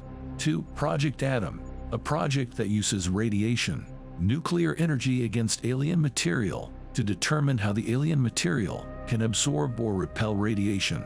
3. Project CRISPA, a highly classified project that is taking alien technology and developing civilian applications. Not much else is known. 4. Project Orion. This is the Alien Propulsion System Testing Project, which I will discuss later. 5. Project Unknown Name, a highly classified project that involves medical experiments using alien technology. This is being conducted both at NDS, Armed Forces Institute of Technology, and U of Miami Medical School.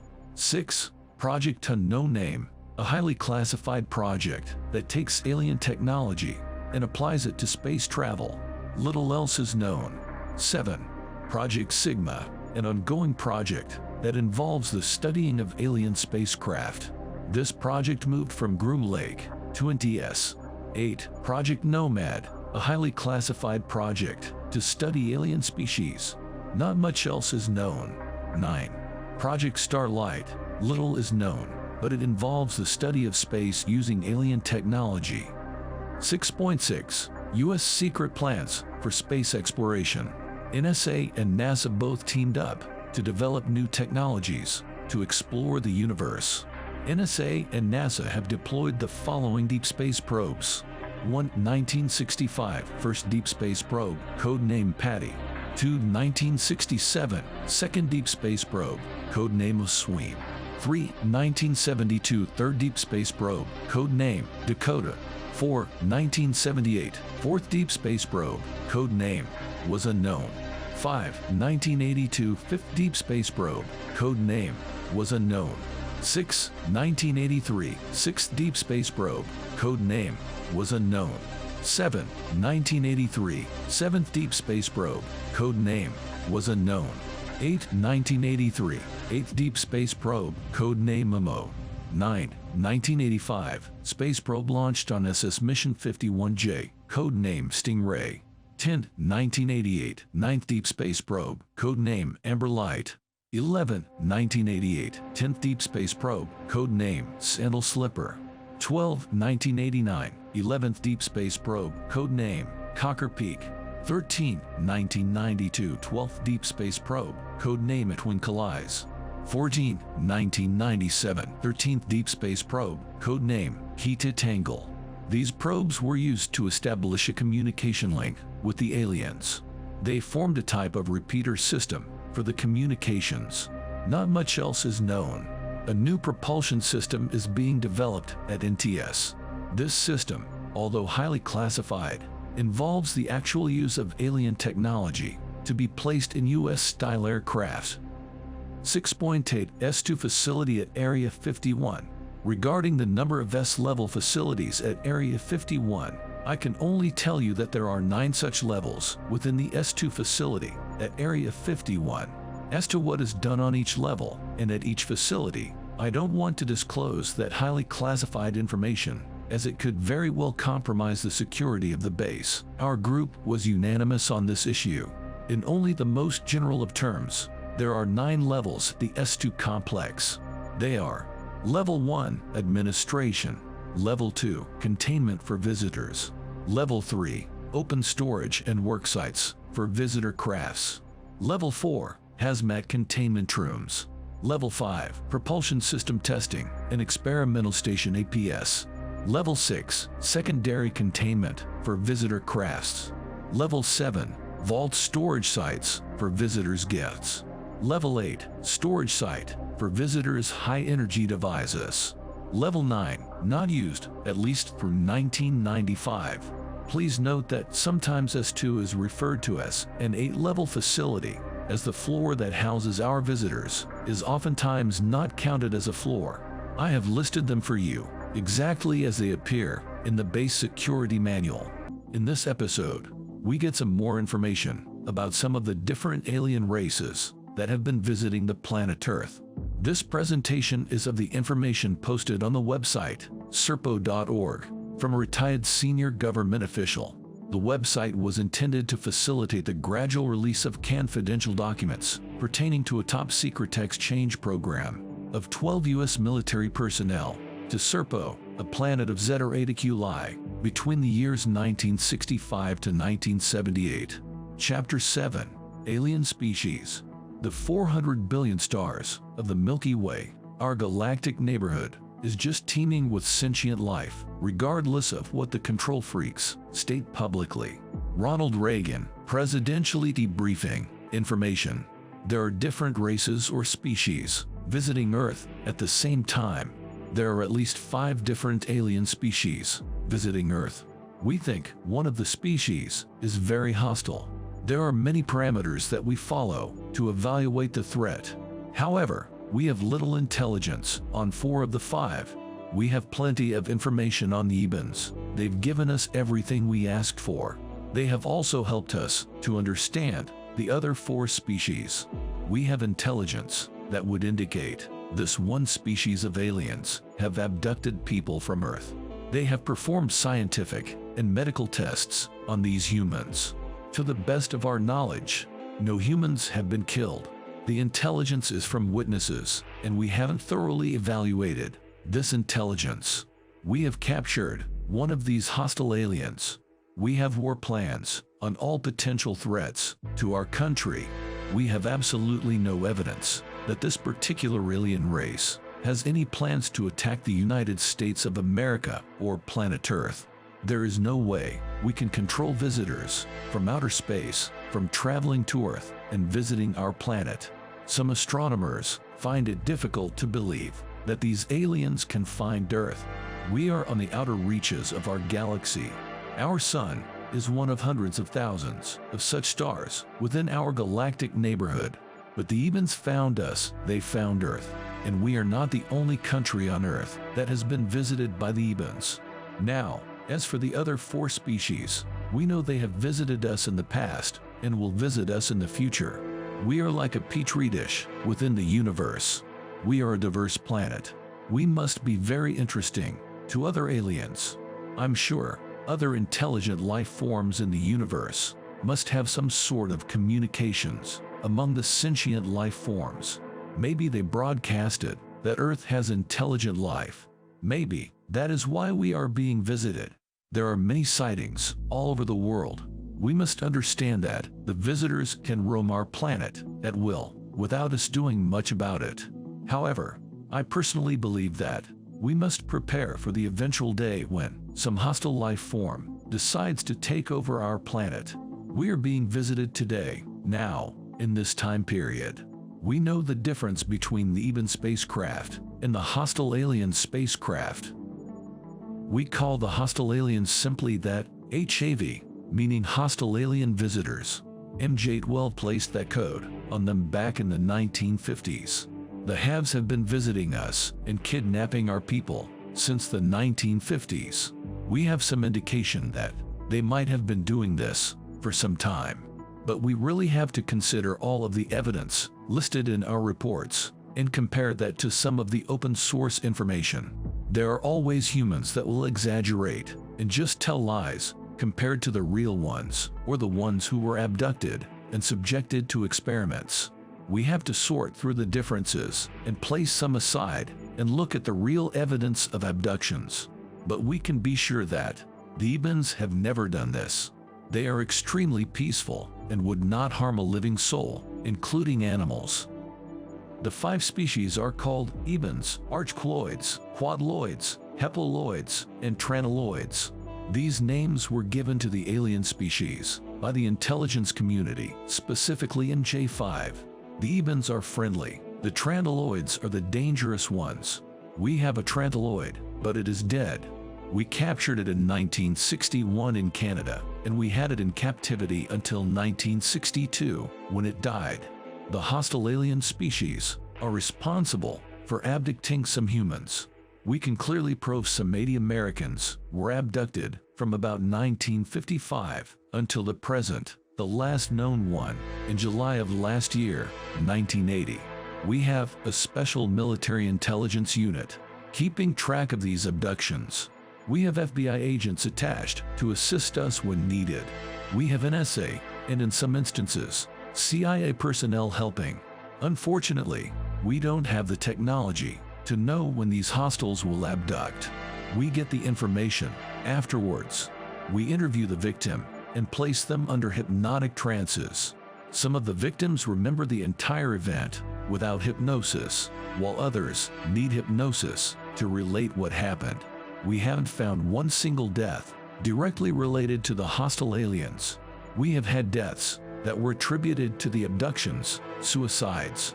We recorded 5 of them. But these are the abductions we know about. We have no idea how many other abductions are occurring in this country or around the world. These hostile aliens are pretty sneaky.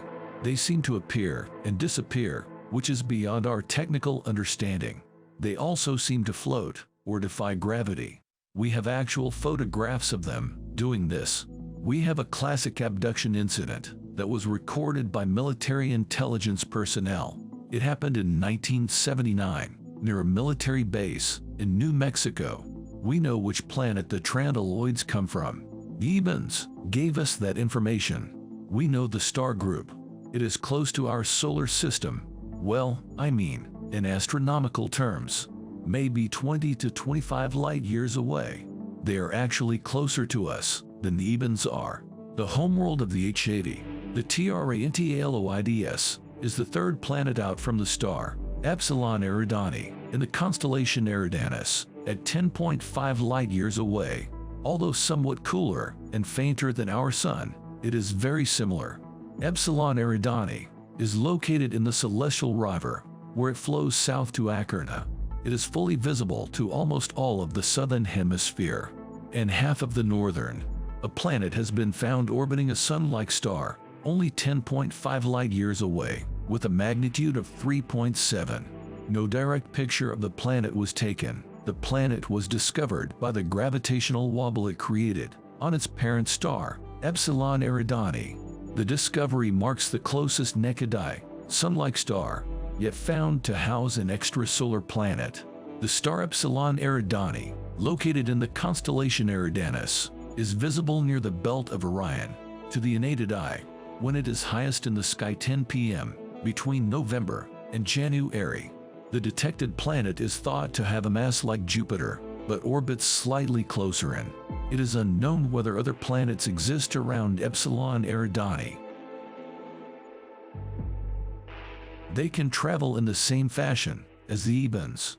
However, according to the Ebens, the Trandyloids use a different form of propulsion, something like matter versus antimatter. We know that when matter is placed next to antimatter, there is a great deal of energy released. If one could harness that into a propulsion system, that would be great. But we don't have the capability to do that. We have one of their spaceships that crashed, but we do not have the ability to understand it. Their technology is probably 1,000 years more advanced than ours, maybe even more. They have different materials to work with. Some of their materials are not found on this planet. We found many metals and other things that are not found on this planet. Maybe they have more than 104 elements, or maybe they are different than ours. That goes for each species, although the Ebens do have similar elements as those found on Earth. But the Trandyloids have strange materials, nothing like those found on Earth. These aliens can imitate humans. They can look like blonde humans. However, they are not blonde, but ugly-looking insects. They are pretty nasty-looking. They have the ability to change their bodies. They are 1,000s of years ahead of us in technology and probably every other science. But they are just flesh and blood, like a human body. They can be killed, but their spaceships have a force field around them. They can be shot down, but it takes some doing on our part. We have to use a small-style nuclear missile to shoot them down, but we haven't actually done that yet. We have experimented in Nevada on the captured craft we have of theirs. We haven't used any nuclear missiles to shoot down any alien flying craft, but we could if we had to shoot one down. For instance, if a group of them attacked us. But that is not likely. We know, or we can recognize their language, which is entirely different than the Ebens. They use a very high-band radio system, but they have different frequencies, and it is difficult for the NSA to track them. Our air defenses are as best prepared as we can be against any form of an attack by this group. We have a system to cover any threat, and we do have war plans just for this event or possible event. More alien classifications in this episode.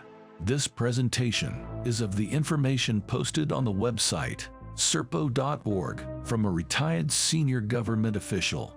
The website was intended to facilitate the gradual release of confidential documents pertaining to a top-secret text change program of 12 U.S. military personnel to Serpo, a planet of Zeta Reticuli, between the years 1965 to 1978.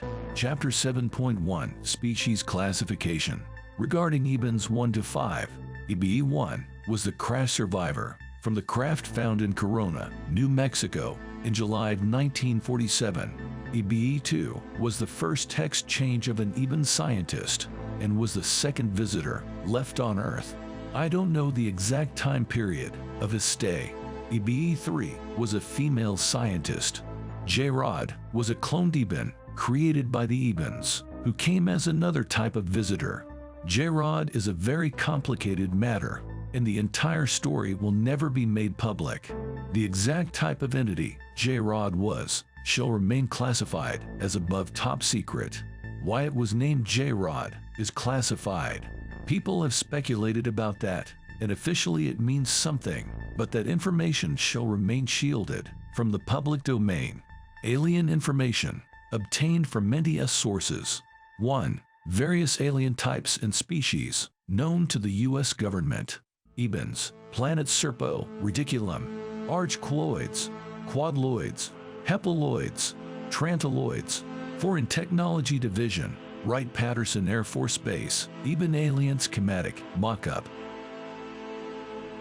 The Red Book is an extremely thick, very detailed account summary, written and compiled by the U.S. government on UFO investigations, dating from 1947 to the present day.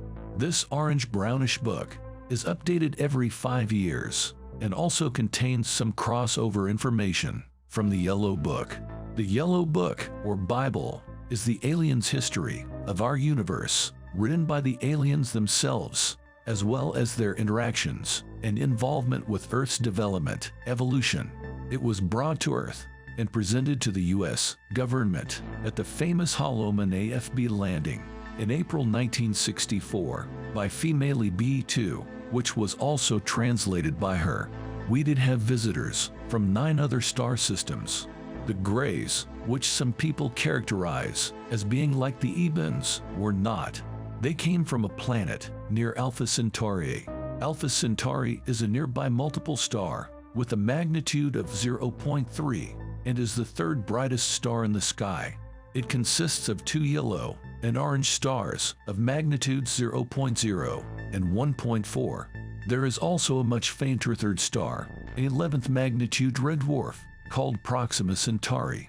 This is the closest to our Sun, 4.2 light-years away, or about 0.2 light-years closer to us than the 2 brighter members of the Alpha Centauri system. The 3rd class of visitors came from a G2 star system in Leo. Leo star distances range from 25 to 77 light-years away. Notable interest is Gamma Leonis, which is a glorious double star consisting of 2 golden-orange giants of magnitudes 2.4 and 3.5. They are a genuine binary pair, orbiting each other every 600 years or so. Leo Minor, squeezed between Leo and Ursa Major, with its brightest star, Beta Leonis Minoris, that has a magnitude of 4.2. It is a close double star, which are 145 light-years away, with an orbital period of 37 years. Another class of visitors came from a G2 star system in Epsilon Eridani. Epsilon Eridani is one of the closest naked-eye stars to our Sun.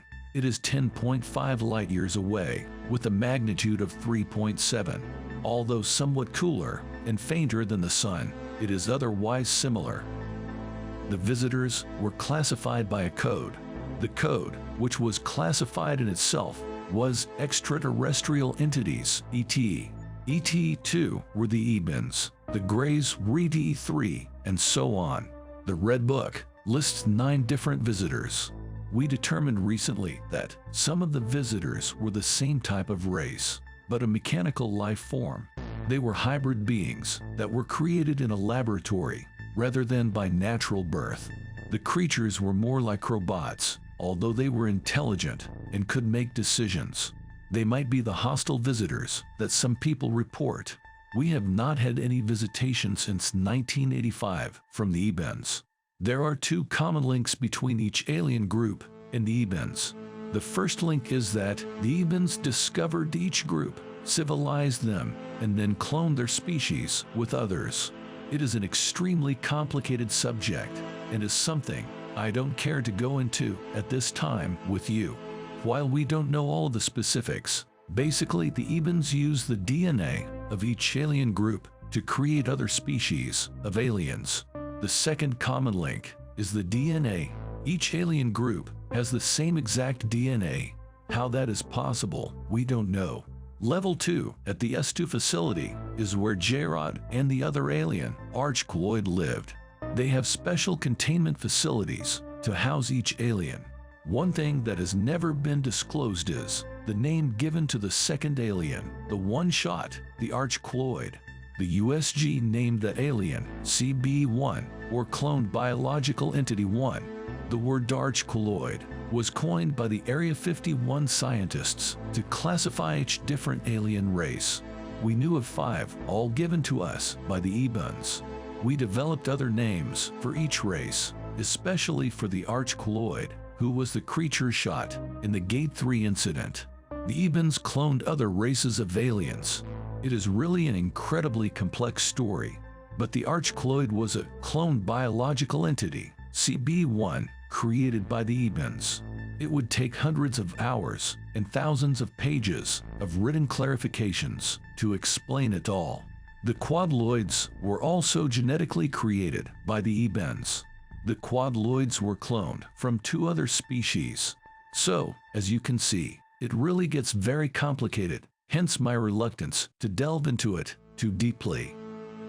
Cataloged alien species and their celestial origins. Regarding where some of the aliens come from, here is the complete list of the alien species that the US government knows of and has cataloged. 1. Ebens, planet Serpo in Zeta Reticuli. 2. Arch-colloids, planet Pontel, near the Cygnus arm. 3. Quadloids, planet Otto, in Zeta Reticuli, genetically engineered praying mantis and lizard-like creatures created by the Ebens. 4. Heptaloids, planet Damco, near the Cygnus arm. 5. Tranaloids, planet Silas, in Zeta Reticuli. Both planets Damco and Pontel are in the Milky Way, near the Cygnus arm. Damco is from a solar system which contains 11 planets, and it is the 4th planet out. Its size is a little bigger than that of the Earth. Pontel is in another solar system entirely, with the Sun just about the size of ours. Pontel is the 5th planet out, and just a little smaller than ours. Cygnus arm, within the Milky Way galaxy. These Cygnus nebulosities, which contain planets Damco and Pontel, are all located 2,000 light-years away. Looking toward the constellation Cygnus is a stunning and complex region of nebulae strewn along the plane of our Milky Way galaxy. The bright, hot supergiant star Deneb and popular celestial sites such as the North America and Pelican emission regions, the IC 1318 Butterfly, and the Crescent and Veil nebulae can also be identified. Constellation Reticulum, Zeta Reticuli 1 and 2 are a 5th magnitude yellow double star system. Planets Serpo, Otto, and Silas are 38.42 light-years away. Planet Serpo's binary suns, Zeta Reticuli 1 and 2. Serpo is Reticulum 4. Zeta Reticuli 1 and 2 are 2 5th magnitude yellow-orange main sequence dwarf stars of 5.2 and 5.5 magnitude. They are not blue. Zeta Reticuli lies 38.42 light-years away. Secondly, Zeta Reticuli 1 is approximately 91% of the diameter of our Sun, and Zeta Reticuli 2 is approximately 99% of the diameter of our Sun. Thirdly, the distance between the stars is 367 billion miles for Zeta Reticuli 1 and 2, or approximately 100 times the Sun-Pluto distance, as they orbit a common center. Chapter 7.2 Alien Contacts. Update on the visitor's status. Based on Project Gleam, the U.S. can communicate with our visitors. The communication system is a complex and highly classified series of relay stations and satellites. The communication system is entitled Echelon. It is run by the Defense Communication Agency and not the National Security Agency.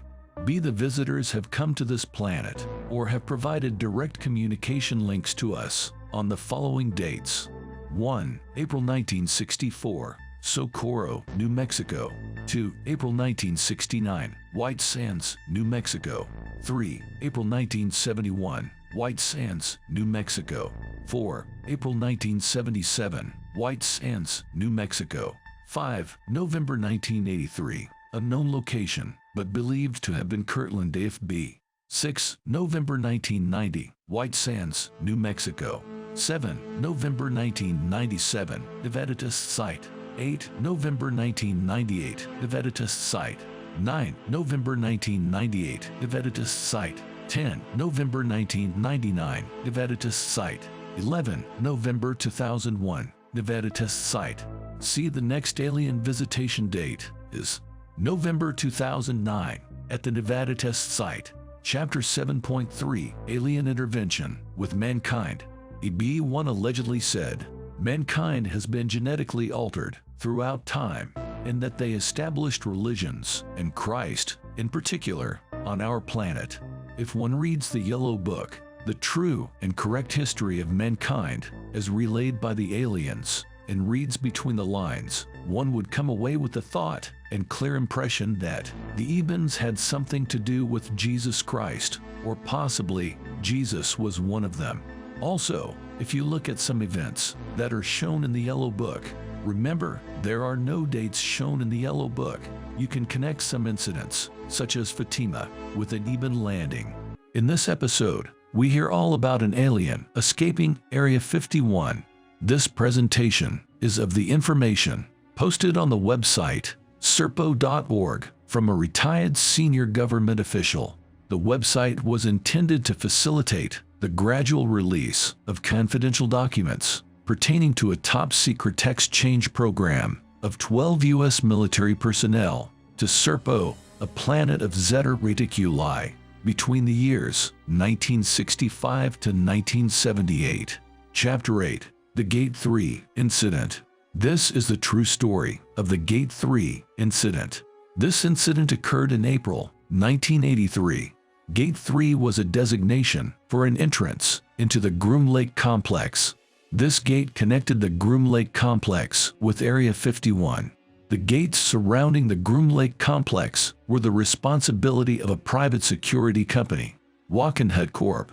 There was a mixture of private security and military security for the complex. The incident occurred when a visitor extraterrestrial entity, ETE, being housed at Area 51 S2 facility, escaped. A massive search was started by military and private security forces. The visitor was on foot and left the underground S2 facility through an open vault door. Part of the search team was the director of security for the Groom Lake complex and an agent from the Air Force Office of Special Investigation, who was the counterintelligence officer for the complex. Both were traveling in a jeep from the back gate of Groom Lake to the gate leading into Area 51, called Gate 3. As the jeep approached Gate 3, the OSI agent noticed the guard was missing from the required location, outside the gatehouse. As the jeep stopped, the OSI agent got out of the jeep to investigate. The OSI agent walked up to the gate to check on the guard. As the OSI agent got closer to the front door of the gate, he noticed the interior of the gate was blood-splattered. The OSI agent noticed only small pieces of human body parts were left of a human being. The OSI agent returned to the jeep and contacted the Central Security Control and reported the findings. The director of security contacted his office by way of a radio phone mounted inside the jeep. The OSI agent, armed with only an automatic pistol, walked around the area, searching for a perpetrator. The OSI agent located the visitor, lying down near an underground water culvert. The OSI agent challenged the visitor, ordering the visitor to give up. The visitor walked away, followed by the OSI agent. At some point, the OSI agent fired his weapon at the visitor as a warning.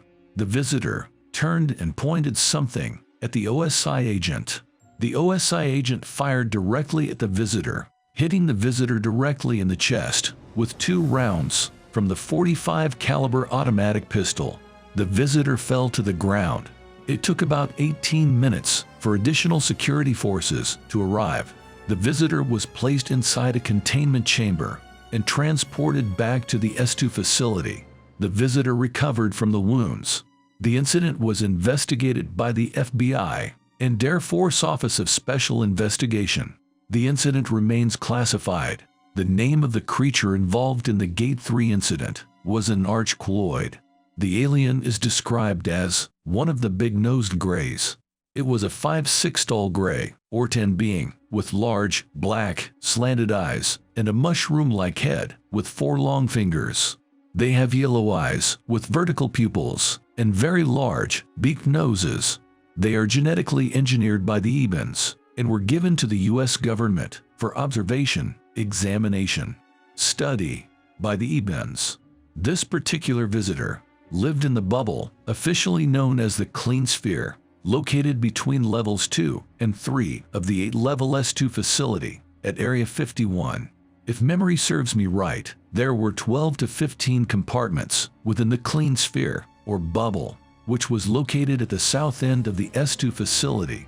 Both the Arch-Colloid and J-Rod lived in 2 of the 12 to 15 compartments marked visitor containment. It's important to note here that J-Rod and the Arch-Colloid creature were not one and the same, and that the claims made by some that they are just plain wrong. The Arch-Colloid escaped, not J-Rod. What we speculate is that, because the Arch-Colloid had to live its primary existence in the clean sphere, and could only spend a minimal amount of time in our atmosphere, that an overexposure to our atmosphere somehow affected its sanity and intellect. Furthermore, it caused the creature to become delusional, disoriented, and lose its mental faculties for sound reasoning, analysis, and judgment.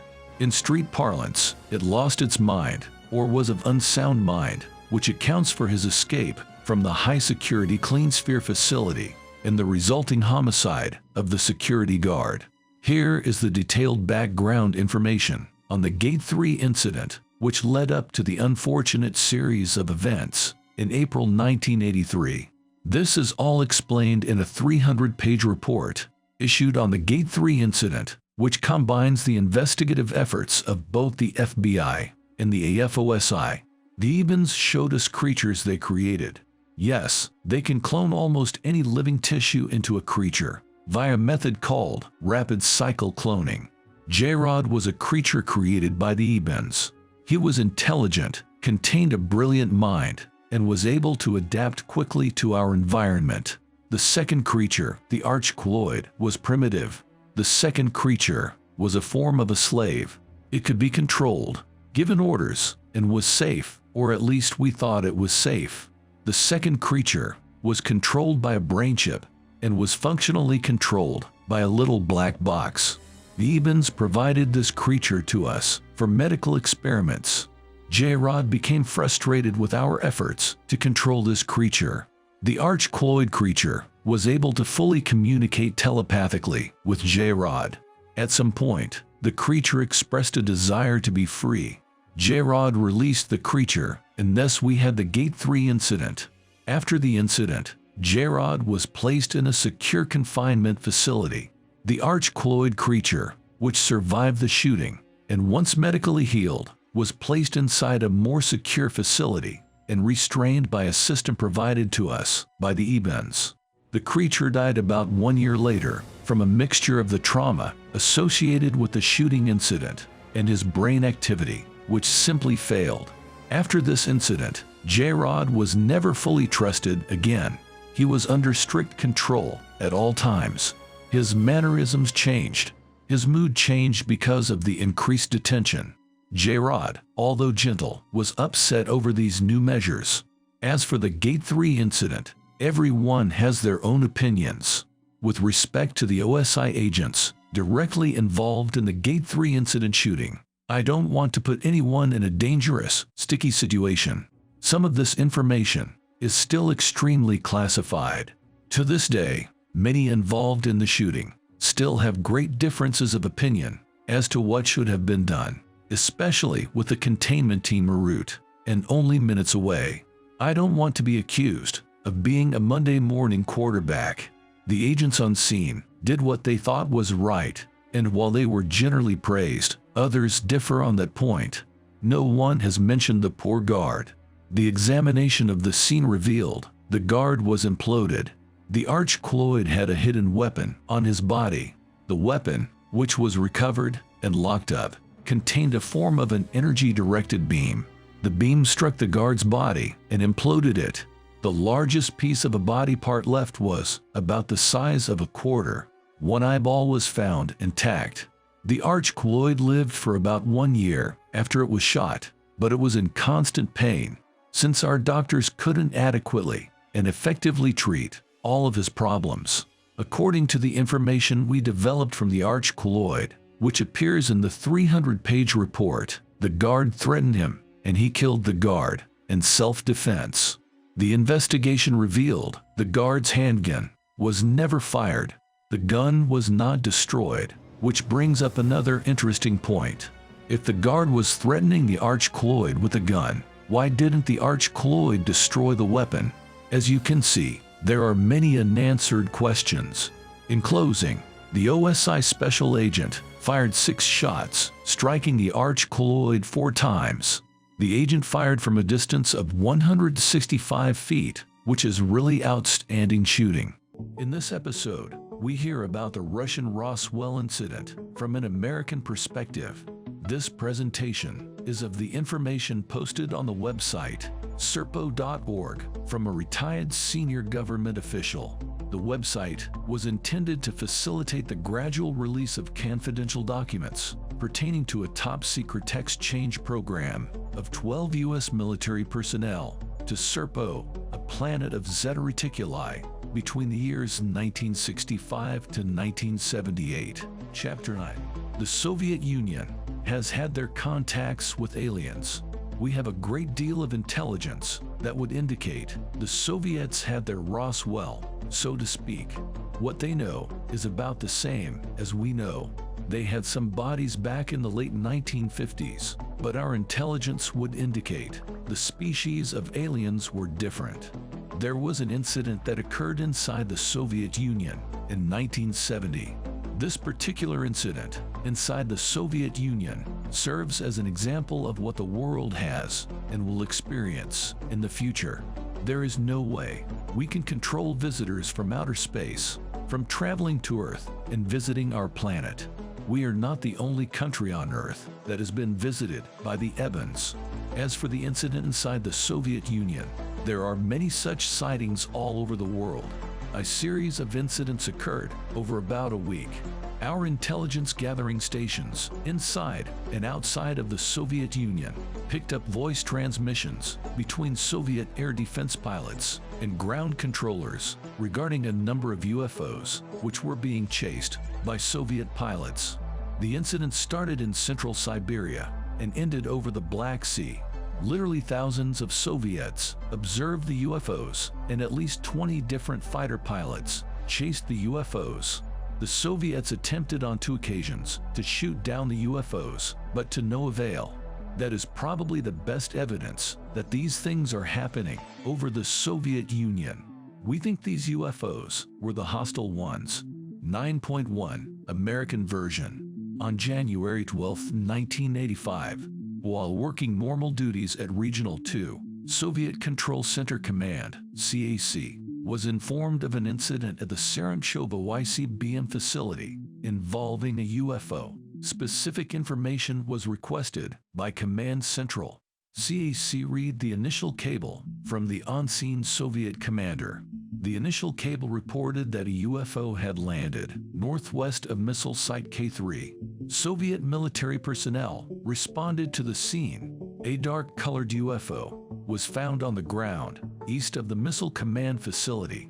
One missile technician was standing near the east boundary, looking at the UFO. As Soviet military personnel came within close proximity of the UFO, 2 occupants of the craft exited through a door. The occupants approached the east perimeter fence of K3. Soviet military personnel challenged the occupants to stop. 3 of the 4 occupants stopped. The 4th occupant continued to advance towards the fence. One Soviet military security official fired several rounds from an AK-47 rifle, hitting the occupant. The occupant fell to the ground. The 3 other occupants advanced towards the injured occupant and retrieved the body. The 4 returned to the craft. Approximately 2 minutes later, an opening appeared on the side of the craft. A bluish-green beam of light came out of the craft and struck an unoccupied jeep, completely vaporizing it. As the author of the report, being read by CAC, stated, the jeep just disappeared. An armored vehicle moved up towards the craft and fired a volley of 12.7mm rounds at the craft. The craft was struck near the undercarriage. The 4 occupants, minus the injured occupant, exited the craft and walked towards the Soviet military personnel. As one of the unseen commanders stated, the 4 occupants did not appear to be afraid. They approached the armored vehicle and sat on the ground. Soviet commanders on scene assumed the occupants were surrendering. Several attempts were made to communicate with these occupants using the Russian language. The occupants did not seem to understand the speaker. The occupants were carried to a jeep and transported to the Skylakovo military barracks, building number 45. Note, CAC had reported building number 45 was KGB headquarters for Region 2 Command Center. This information was verified by NSA, source Echo 3. The occupants were placed inside detention cells, 1 occupant per cell. CAC arrived at Skylakovo military barracks, building number 45, on January 13, 1985. CAC was allowed to enter each cell and attempt to communicate with the occupants. CAC used English, French, and German languages.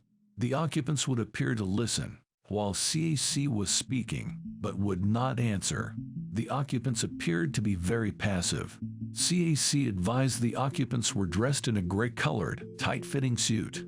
All occupants appeared to look the same. They were described as height, 1 meter tall, weight, 25 kilograms, no hair, 4 fingers, and no thumbs, narrow feet, with no big toe. The eyes were oversized compared to the size of their heads. The head was pear-shaped. No ears were observed. The mouth consisted of just a small slit. A small nose was observed, but no nostrils were observed. 2 other KGB officials, one speaking Spanish and the other speaking English, attempted to communicate, but to no avail. The Soviet Military Command Center commander advised that Moscow was requesting the occupants be flown to Military Barracks 10. Intelligence historical records indicate Barracks 10 was located in Obninsk, south of Moscow. On January 14, 1985, at approximately 6:30 hours, the cells where the occupants were located were empty. No signs of a forcible exit was observed. The craft, which was being guarded by the elite Soviet Border Patrol, Branch G, also disappeared. CAC reported Soviet KGB officials took over 100 photographs and 1 video recording of the occupants. CAC provided 25 copies of the photographs to this CIA commanding officer.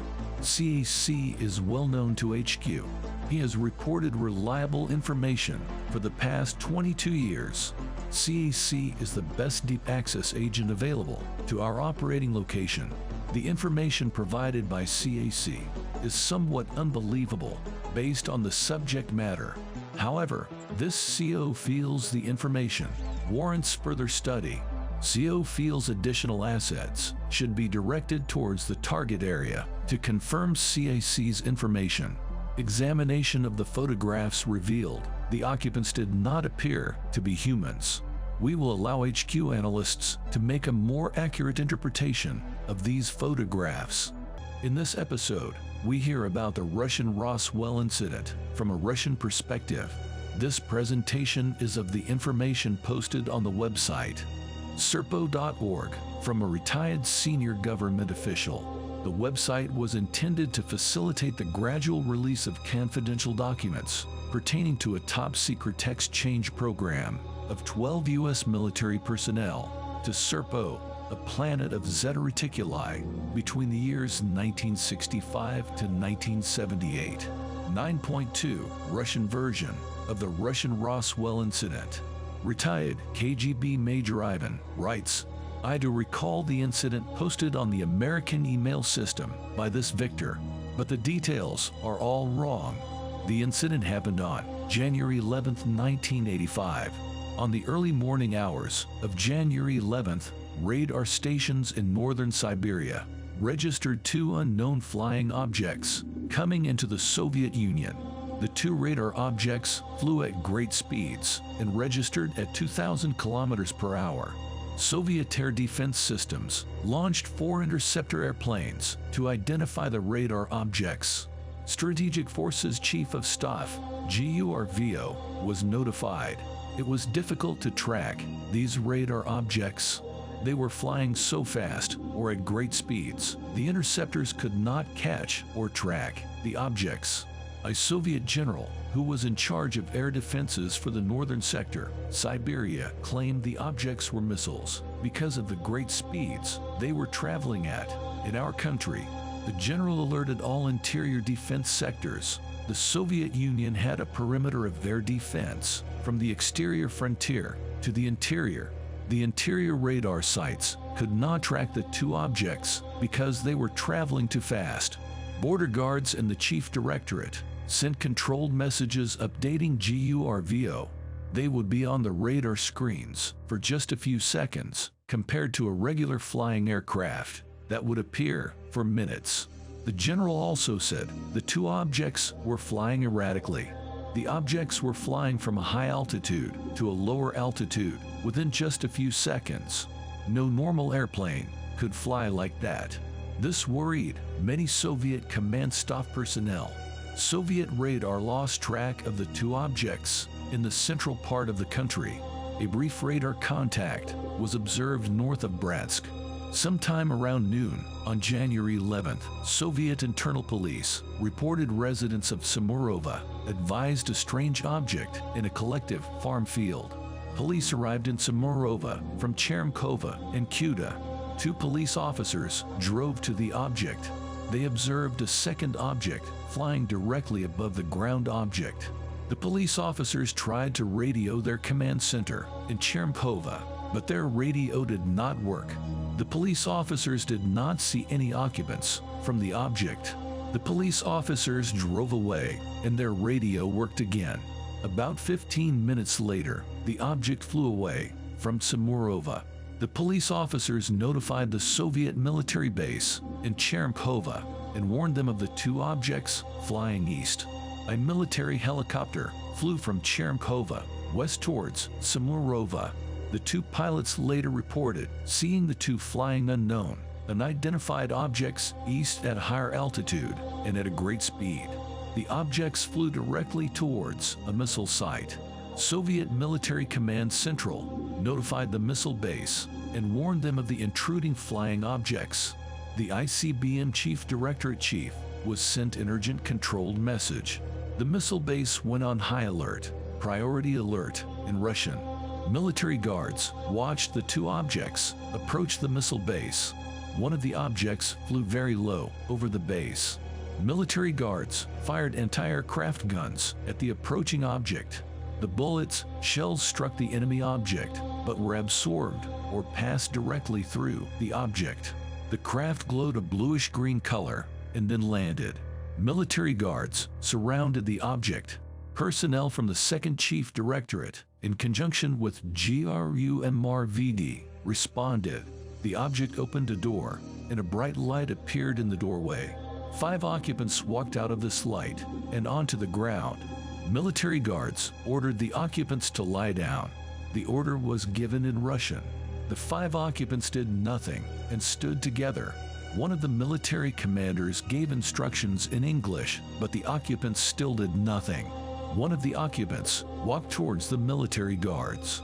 One military guard fired a rifle and hit the occupant in the chest. The occupant fell to the ground.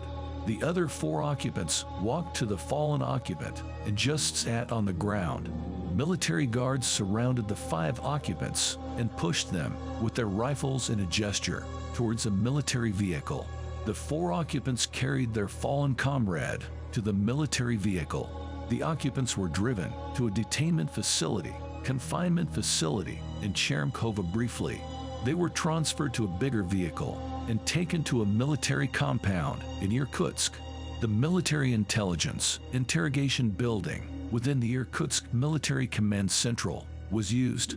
Military officials attempted to interrogate the 4 occupants. Many different languages were used: English, Spanish, German, but the occupants never acknowledged any language. The injured occupant received first aid by a Soviet military doctor. The doctor told the commander in charge that the injured occupant was not human. The injured occupant's blood was thick white fluid. The internal organs of the occupant were different than humans. The occupants were radiographed, X-rayed. The occupants were described as being approximately 1.2 meters in height and weighed approximately 100 kilograms. The occupants had no ears, no thumbs, small horizontal openings for mouths, and no hair. The occupants were wearing identical one-piece flying suits, gray in color. Suddenly, eventually, the injured occupant stood up and walked to the other occupants. The injured occupant seemed healed. The occupants had no weapons or other equipment on their persons' bodies. GRU officials arrived and took over the interrogation. One KGB official was on scene with the GRU. Commander GRU Marty received a controlled urgent message updating the status of the occupants and craft. Military officials examined the occupants' craft. It appeared the craft was not made from any technology known to the military officials examining the craft. The interior of the craft was very small. Only small Soviet military officials could enter. No instrument panels or navigation controls were observed. There was one display panel, which appeared to be similar to a television screen. Small hand IND-80IONS were located on the display panels. The occupants were transferred from Irkutsk by a Soviet military plane to Moscow. The occupants' craft was loaded onto a large truck and driven to Irkutsk. The occupants arrived in a location south of Moscow and detained inside a confinement center. They were given water and food, Russian black bread and soup. The occupants did not eat or drink. Several interrogation sessions occurred with the occupants by KGB and Soviet military linguists from the 2nd Chief Directorate and the KGB Language School were present, but the occupants never spoke nor communicated. On January 14, 1985, in the early morning hours, the 5 occupants escaped from their confinement rooms, cells. A large search was initiated, but the 5 occupants were not found.